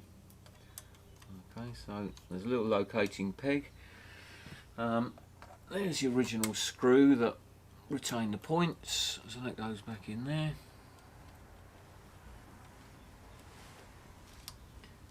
We do want to get it lined up right, that's it.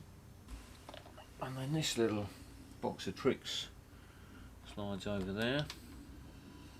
That black bit there, I'll get the proper name for you. It's called a magnetic sleeve.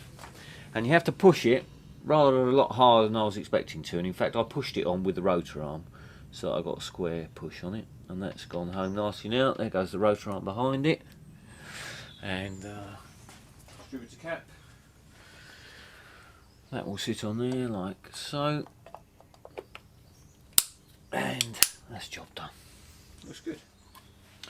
Okay, the next thing is the oil pressure release valve. Now the standard component is this known as a bullet, because it looks a bit like a bullet, I suppose, and that sort of fits into the block there. Not favoured because it can jam up. Right. If you get any tiny particles of whatever in the oil, dirt, it will jam this up. So the preferred option is to replace the bullet with a ball, which obviously sits against the relief valve, and that's not going to jam. So we've gone for a ball, which will pop in the hole there. You just opt for one or other, do you? When you one or the other, yeah. If you do put a ball in like this, you have a spring that's weighted to go with the ball.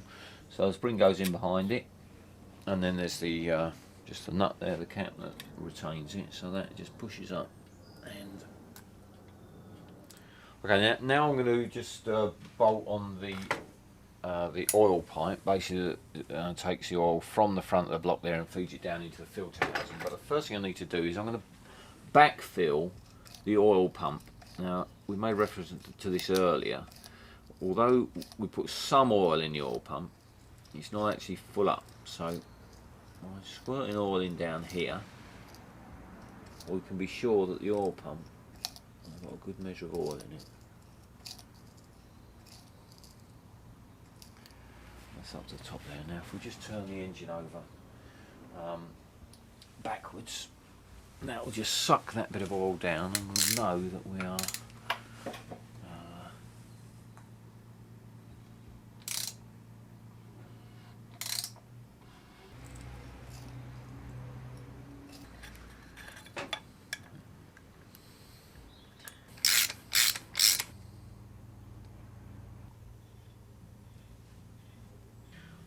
water pump.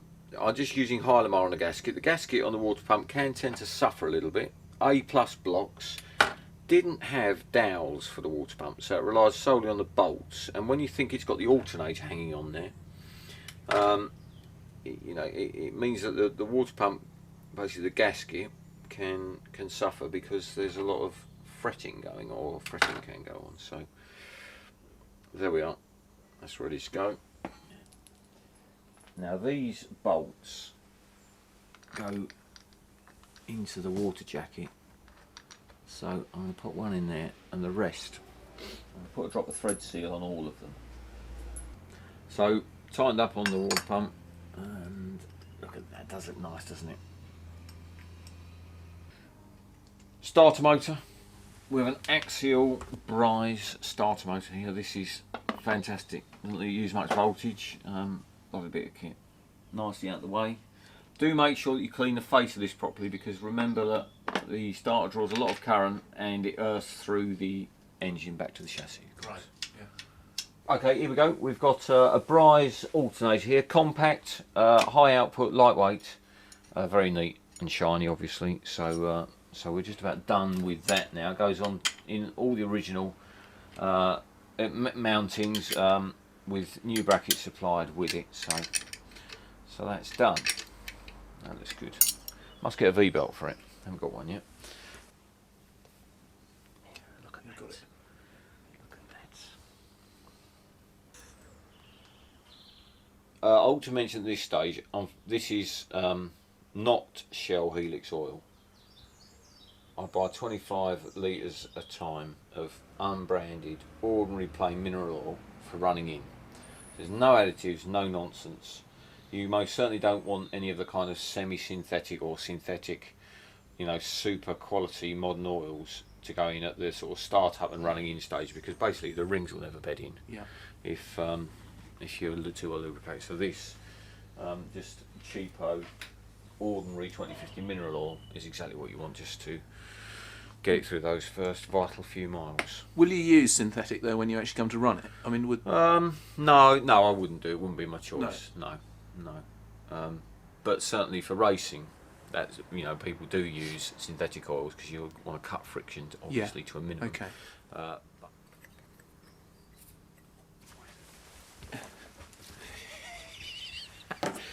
Are you ready with that then, Bill? No. Some plug. Pop this in. Yep. Before. Yep. Go. Best to put the sun plug in before you start filling the engine with oil.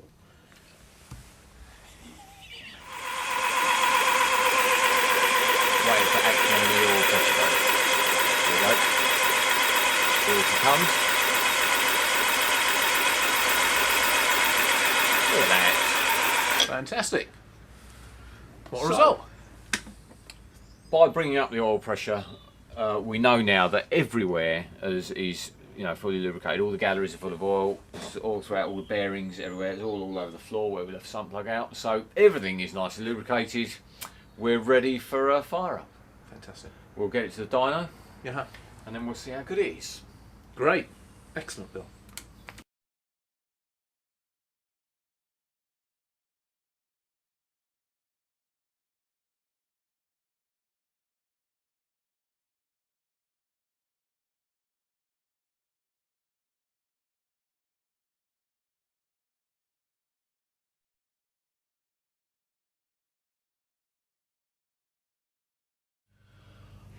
Here, Ian, we've got the nice carburetor and exhaust combined manifold from the Okay. Metro. You can see what sort of state this is in. We took the carburetor off, unbolted from there, and it obviously didn't look as beautiful as this. No. We sent this one to Southern Carburetors and Injection, who do restoration of carburetors and supply of all the components you need to do that yourself. We've taken the sort of the nice option of having it completely restored, which means that the body looks absolutely beautiful. Yeah. It's been completely to bits. Every moving and wearing part has been replaced, and so that's now ready to go. We've also got a replacement alloy in that manifold, which is going to do a proper job for us. So that's going to go on. For somebody wishing to do the rebuild of the carburetor themselves, they can do that. Southern Carburetors and Injection can also supply a carburetor rebuild kit, and you can strip all the bits, and you know, you're cleaning out with a toothbrush. You won't get this sort of appearance, but you will be able to replace all the moving parts if you're just, you know, prepared to be patient and follow the instructions. So what you mean is we've taken the easy option. We have taken the easy option, absolutely. We've gone for to give us appearance and give us a bit of guarantee as well. You know, you get what you pay for, and you can see that's going to be lovely, isn't it? So so we're ready to go. We'll install these at the dyno. Okay, fine. They can bolt on with the exhaust manifold at the dyno. So that's that.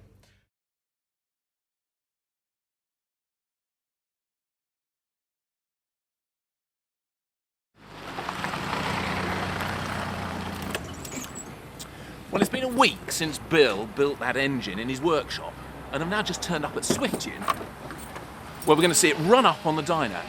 Now, Bill's already been here an hour or two, and I think he's been running it in and getting it all set up. So let's go in and see how he's getting on.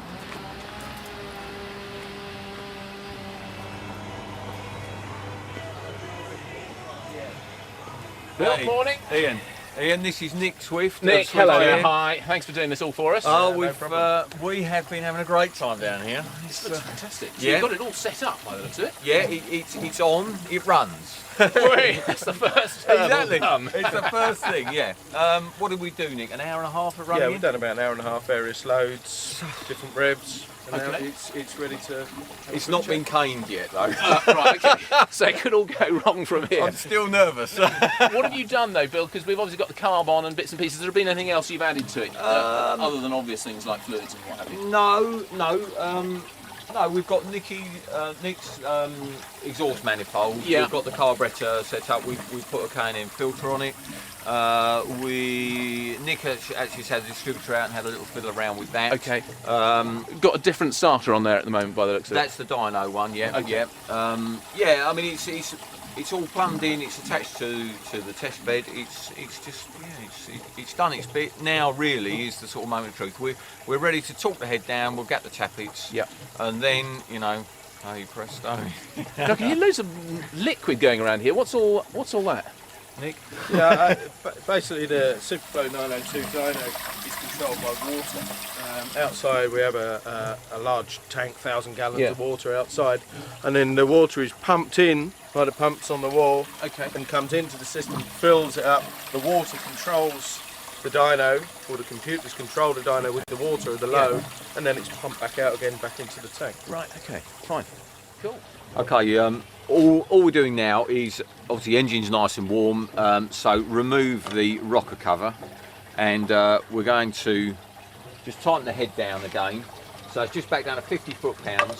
It will move a bit because it's hot, everything's hot now. So we'll retorque the head in the correct sequence as before, to 50 foot-pounds again, and then we'll get the tappets to 15 thou on the tappets, and then then it's its moment of truth.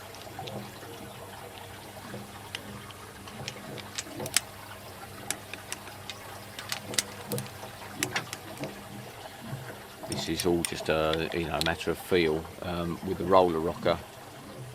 What's that to do? The rockers actually hit the rocker cover. Rockers, yeah, you can hear a tapping, and it's the rockers themselves actually just tapping on the cover.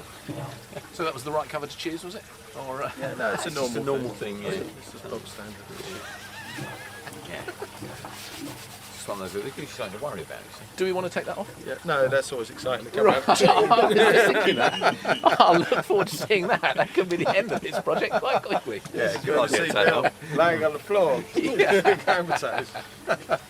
So, Bill, that's it. We're all ready to go. The engine's ready, yeah. So now it's into the control room, and, Fine. and it's quite strange because you shut the door on the engine and then you go away to the observation chamber, press all the buttons and watch. It's all a bit- Fine. Come on then. Let's go. Let's do it.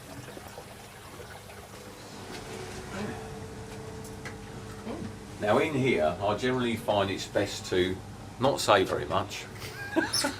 Keep all your fingers crossed and just watch.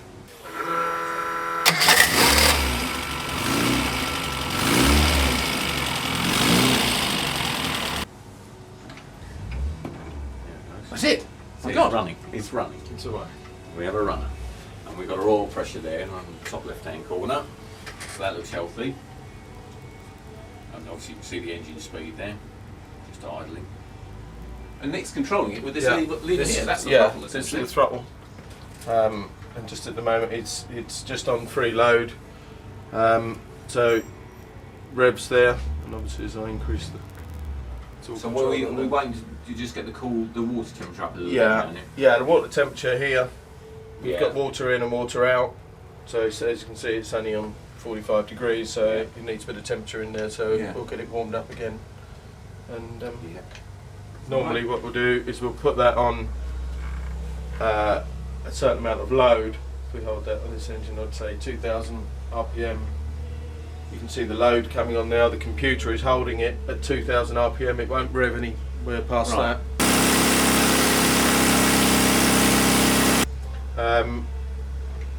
And then we can watch the fuel on the carburettor. This is our lambda reading up here, which is actually giving us the fueling. So, and as we increase the throttle angle, we're changing the fueling. So we would hold it there, not too rich. We don't want too much fuel going in. Yeah, yeah. Great. The load, of course, is the like the resistance. Yeah. You know. Yeah. So yeah, so the engine's actually working Yes. rather than just idling. Yeah. It's fine. We'll leave it like that for a few minutes.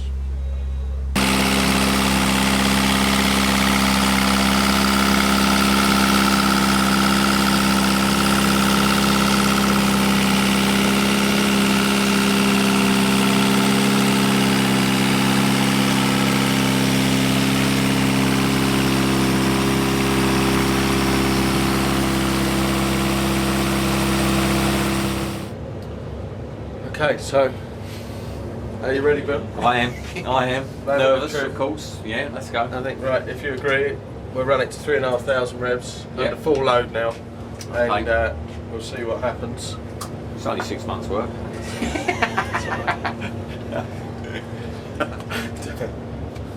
I'm just going to have a listen. Just tell us what those are for. Nick. Okay, what I'm doing is I'm listening. This pipe is connected to the engine. It's a detonation tube, so I'll be listening if there's any pinking. Is what detonation is. Yeah. If from the engine, which comes from timing. If there's incorrect timing, we've done a safe position, as you know, for running in, and we know there's no problems now. Now we're on full load. We'll listen for the Right. sound. Yeah. Yeah. I Okay. like that. So you're in touch with the engine, even though We're you're always in touch. good. Personal touch. Okay. Here goes.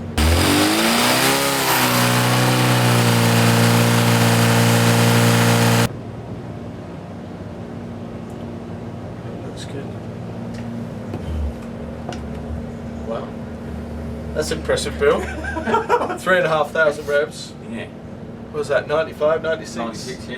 Pounds feet of torque Yeah. at 3,500 revs. Wow. On the first pull. That's Yeah. good. That's That'll bang be on the button. That is ace. Bill! That'll be not bad. Hey! No, I'm pleased with that. I'm pleased with that. That's going to go like a rocket, mate. That'll be fun. Yeah, I'll be right away from the lights then. I'm actually chuffed with that. Yeah. Oh, that is good, isn't it? Yeah. We'll try 4,000 and just see.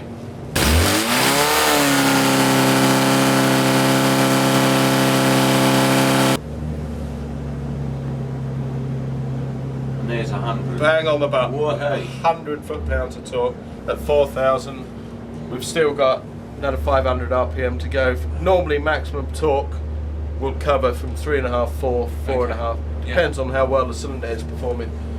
Just getting a little bit of sign of tiny bit of detonation. So I think we should just finalise that figure Okay. on that time. Pause and a bit of adjustment. Yeah, fine.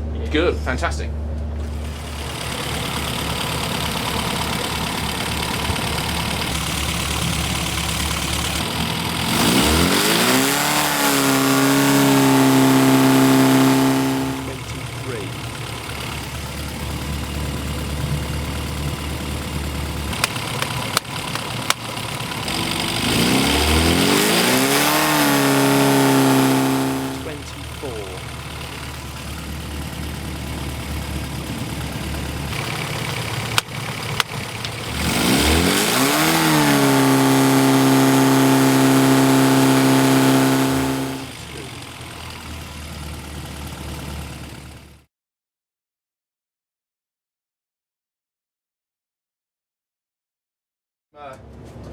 I went up a little bit just to confirm that we was on that point of Okay. detonation, and there was a slightly more there then, so I've come back a degree and a half, a couple of degrees, so we're back around We're safe. about 3,500 ribs, 22.5, that's fine.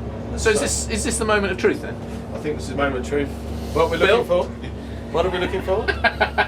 Well, Tell me we've what- got our. I think we've seen 100 foot-pounds of torque. So if we could see 100 Yeah. horsepower now, please, that would be great. And then I'll go home. Just like that. Go home quickly. Of course, yes. We'll take that. We'll take that to 5,500, and we'll see what. Okay.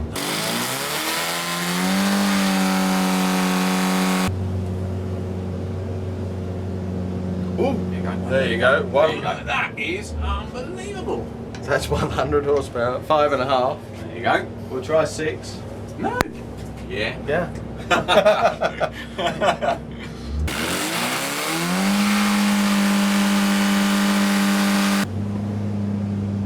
Listen to that. Sounds good. Sounds It's good. still on there. It's Still 99 horsepower. Yeah. That'll do. That's it. That's close enough. That's right on it. We could probably have What will this engine rev to?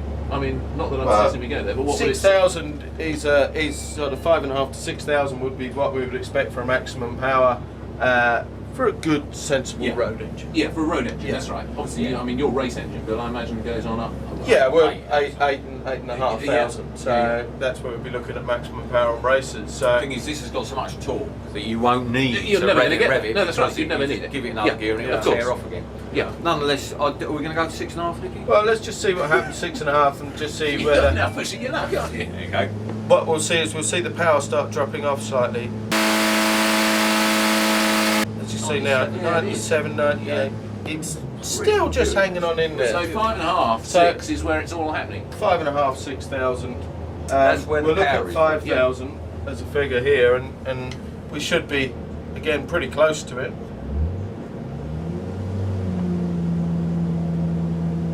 See there, you're still 94 horsepower Or still 100 pound at all. Yeah, at 5,000 revs. fine. It's a very, very nice road. The thing is, it idles. It idles. It idles very You'll be smooth. able to drive that Yeah. anywhere you like. It's practical. Fuel Yeah. consumption, Nicky, what would you expect? Fuel consumption, we've had reports back from customers with well over 40 to the gallon, Oh, 45 miles per gallon on a good run, with a good high gearing It's in just it. fantastic. Yeah. Just shows you don't have to go completely bonkers for a road No, engine, no, does it? absolutely. That's the sort of thing that comes across to me. Yeah, the initial, there's the torque that'll give the performance of the car. Absolutely, the, that's the gonna be on the initial road. acceleration, power down on the ground. It's real Yeah. good. Nice smooth delivery of power. Yeah, yeah. No hesitance, camminess, all that. Yeah, exactly. It's going to be great. It's just the right balance. It's getting that balance is what it's all about. And exactly that, yeah. I mean, we could have probably achieved 110 horsepower Yeah. if you'd have gone a different route, but it'd have nothing down below. It wouldn't No. idle, you stutter away from the lights. This is a real rounded performer of, that this is going to live with modern generation engines. And when you think, this has its origins in the 50s, Yeah. it's absolutely amazing. It shows you how development has continued, and they're still making progress now. It's something else. I'm delighted with that. Well done, Bill. Well, Hey! well, Good cross, switch it off quick. I think it needs to be acknowledged that what I've done is I've screwed the bits together, and we've asked a lot of people to do various stages of the work. The machining's all right, the components we've chosen the right parts, obviously. Critically, we've put together. I think there are three factors here which work together to generate this package. They are the camshaft, the cam profile, the cylinder head, the modifications to the cylinder head to make it breathe, and the carburation. Yeah. Those are the three critical factors. Then you set it all To up get you properly. the character of the engine. Absolutely, yeah. Set it up in this environment, so now we've got the very best that the engine can deliver, and those results, I think that's And if we're fantastic. summing up, in fact, that in terms of building it, of course, it's all very well having the parts. If you don't build them right, you're not going to have anything. You're going to have a pile of bits. Your building, what struck me as we've watched it being built over sort of 4 or 5 days, really, is you've really taken your time with bits. You've not rushed at any stage, and if something doesn't fit 100%, it's off, looked at, and refitted. Yeah. So that's the one thing which has Essentially, really yeah. struck me looking at it and watching you. And the second thing is you keep everything scrupulously clean. You are constantly cleaning the worktop, the parts, everything, all the time. Yeah. And those must be, I imagine, fairly important in terms of doing a decent engine. Well, thank you. Yeah, those are probably the two things I'd like to emphasise as being important. And I'll come back to it. There's no rocket science in putting that engine together, because all the clever things have been done for me. Really. And so Okay. what I have is the right collection of parts, the sort of methodical approach. I mean, I'm not ashamed to say I got the Haynes manual out a couple of times because I want to check torque figures and stuff like that. And it's. I've been methodical. Take your time. Took 4 days to build the engine. Okay, well, no problem, is it? Yeah. And there it is. It's 100 brake horsepower engine. Yeah, I think that'll be Built at home. The proof of the pudding Yeah, is that's there. it. That's Yeah. it. Fantastic. Well done, Bill. I think that's us done. Brilliant. Thank you. Cheers, mate.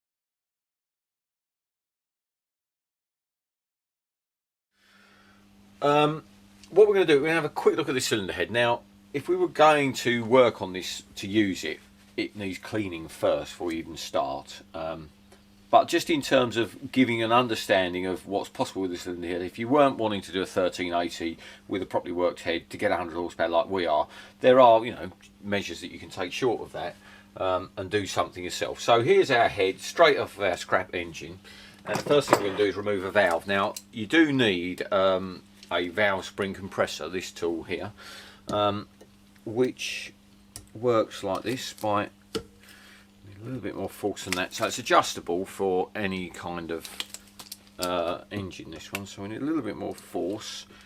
Push that closed, and that just pushes the top cap in enough to release the collets. And then I use a pair of tweezers like that to reach in and fetch out the collets. I'll actually wind a little bit more on there to make the collets a bit easier to get at. Tricky little wrigglers.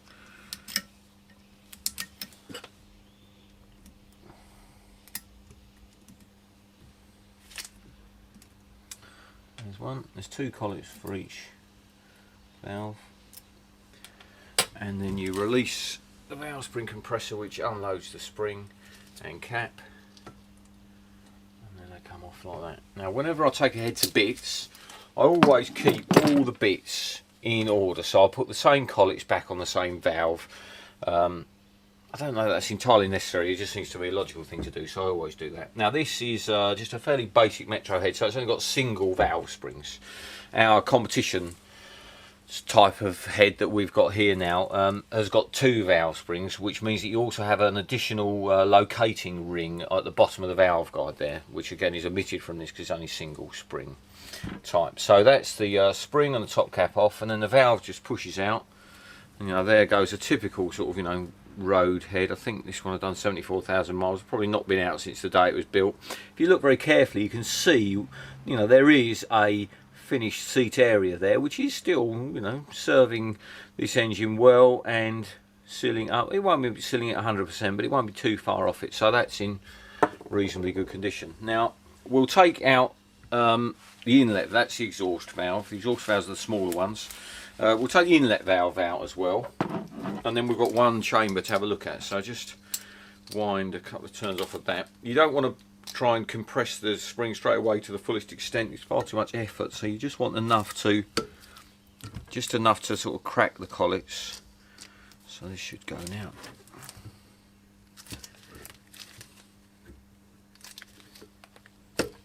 Now, if like that, you've got a fair bit of force on there, but it's not popped to the spring, rather than use any more, if you just take the mallet and very gently give that a tap,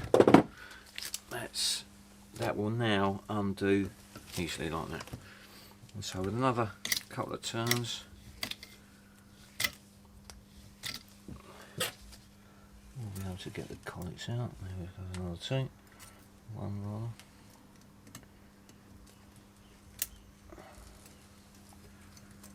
There's the other.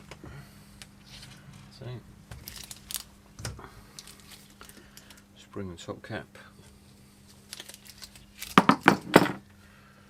valve. And the inlet valves are always cleaner, and that's actually in pretty good order. Yeah, that would have been working fine. There's a valve. I'm just puzzled by the fact there aren't valve stem oil seals on the exhaust valves. Novel, right? I'm not quite sure why that's the case, but you can see the rubber here that sits on top of the valve guide. I'll just get something to bronze that off with.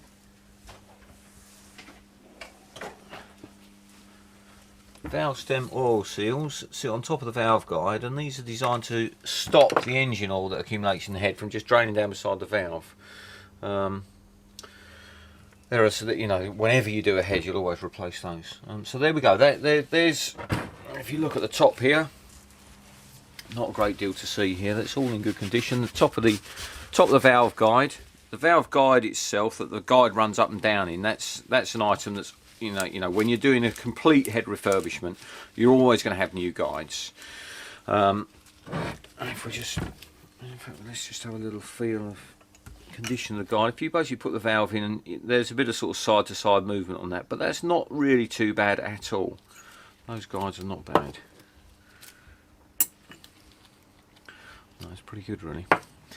The difference being, of course, the competition sort of guides are bronze material and these are steel, so you would always change them. Now, if you look at the seats in the head, you can see that they're not in too bad a condition at all really, and if you were going to use this as your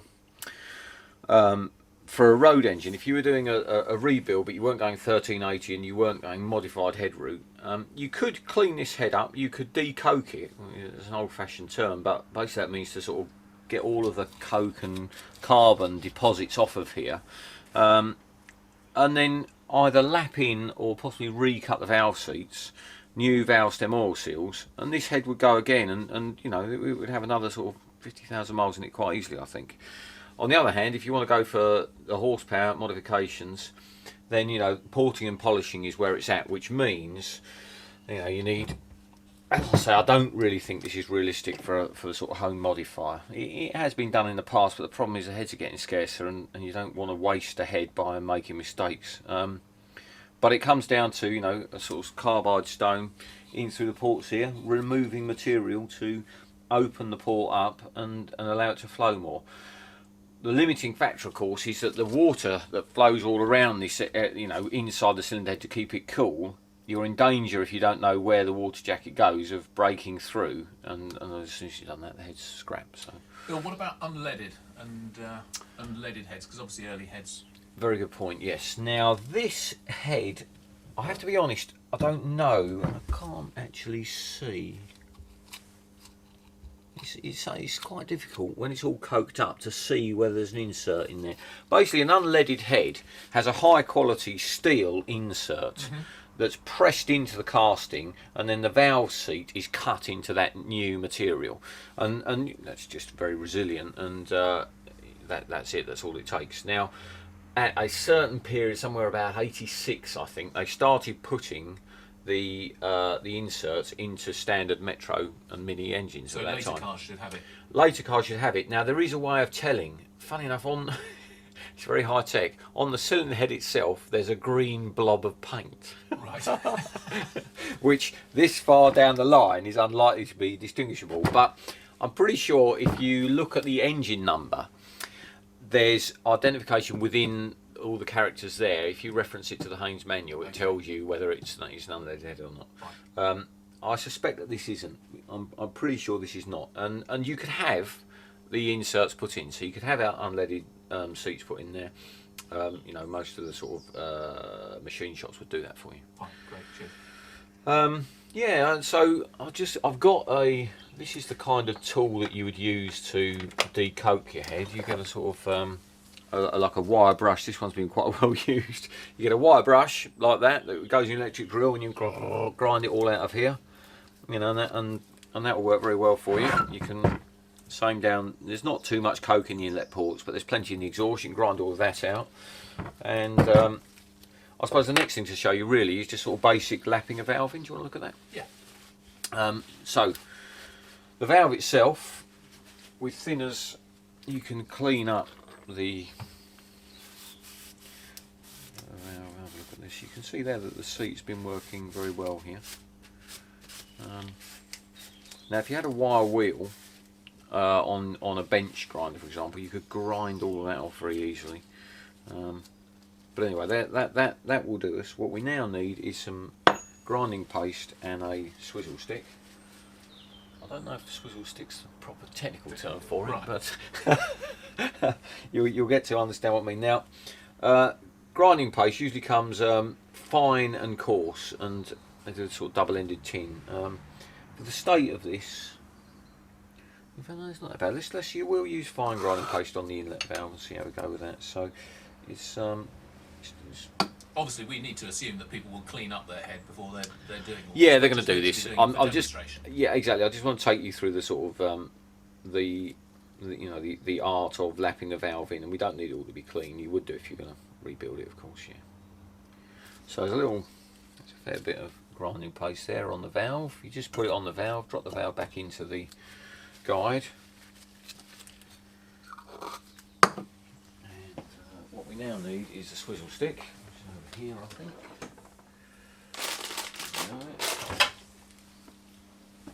Double-ended for different sizes of valve. Now we're actually going to need to get the coke off the face of that valve. So just obviously you need to be very aware of what you're doing with this. You know, this is quite a sharp tool, and you put digs in anywhere with the end of it, so you be careful of that.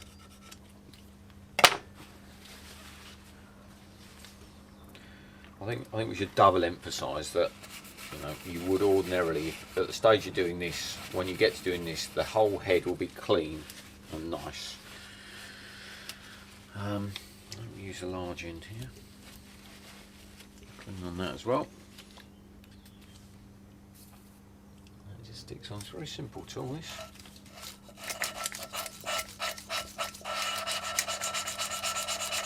And you can kind of hear that's grinding in quite nicely.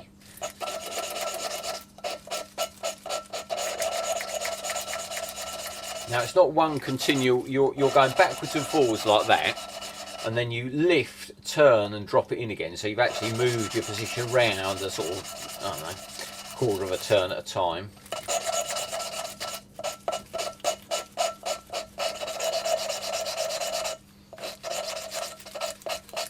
And you probably do this for a couple of minutes. You can hear that that's got quite nice kind of contact between valve and seat. So I think that's actually quite a good seat there, really. If it doesn't lap in, you don't get the right feeling within a couple of minutes, then it's not going to happen with grinding paste. And you're going to need to actually have the seats recut themselves. So then, fetch it out again.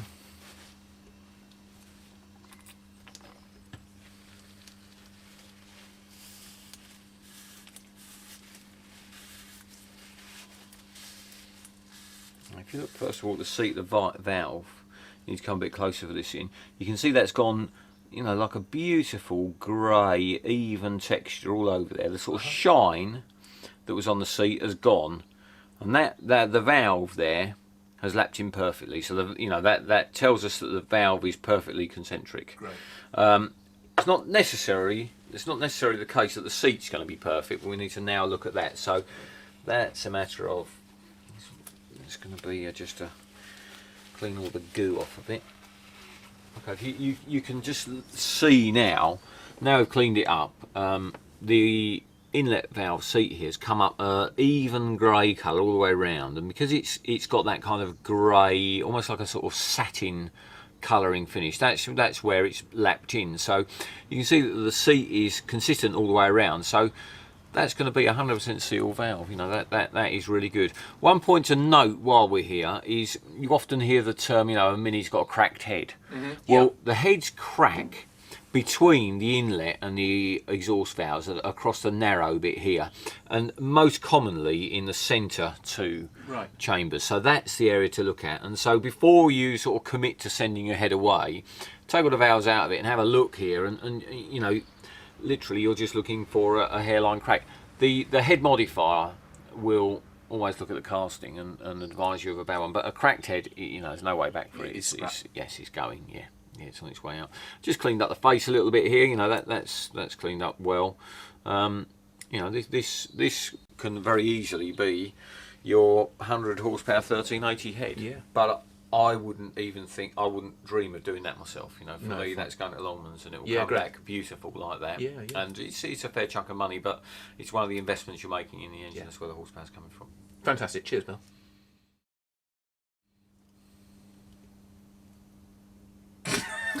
All waiting for you. No, I'm going to let you sweat. All waiting for Harmer to ping, turn it off. Right, well, you can go home now, Paul. That's it. You must be happy now.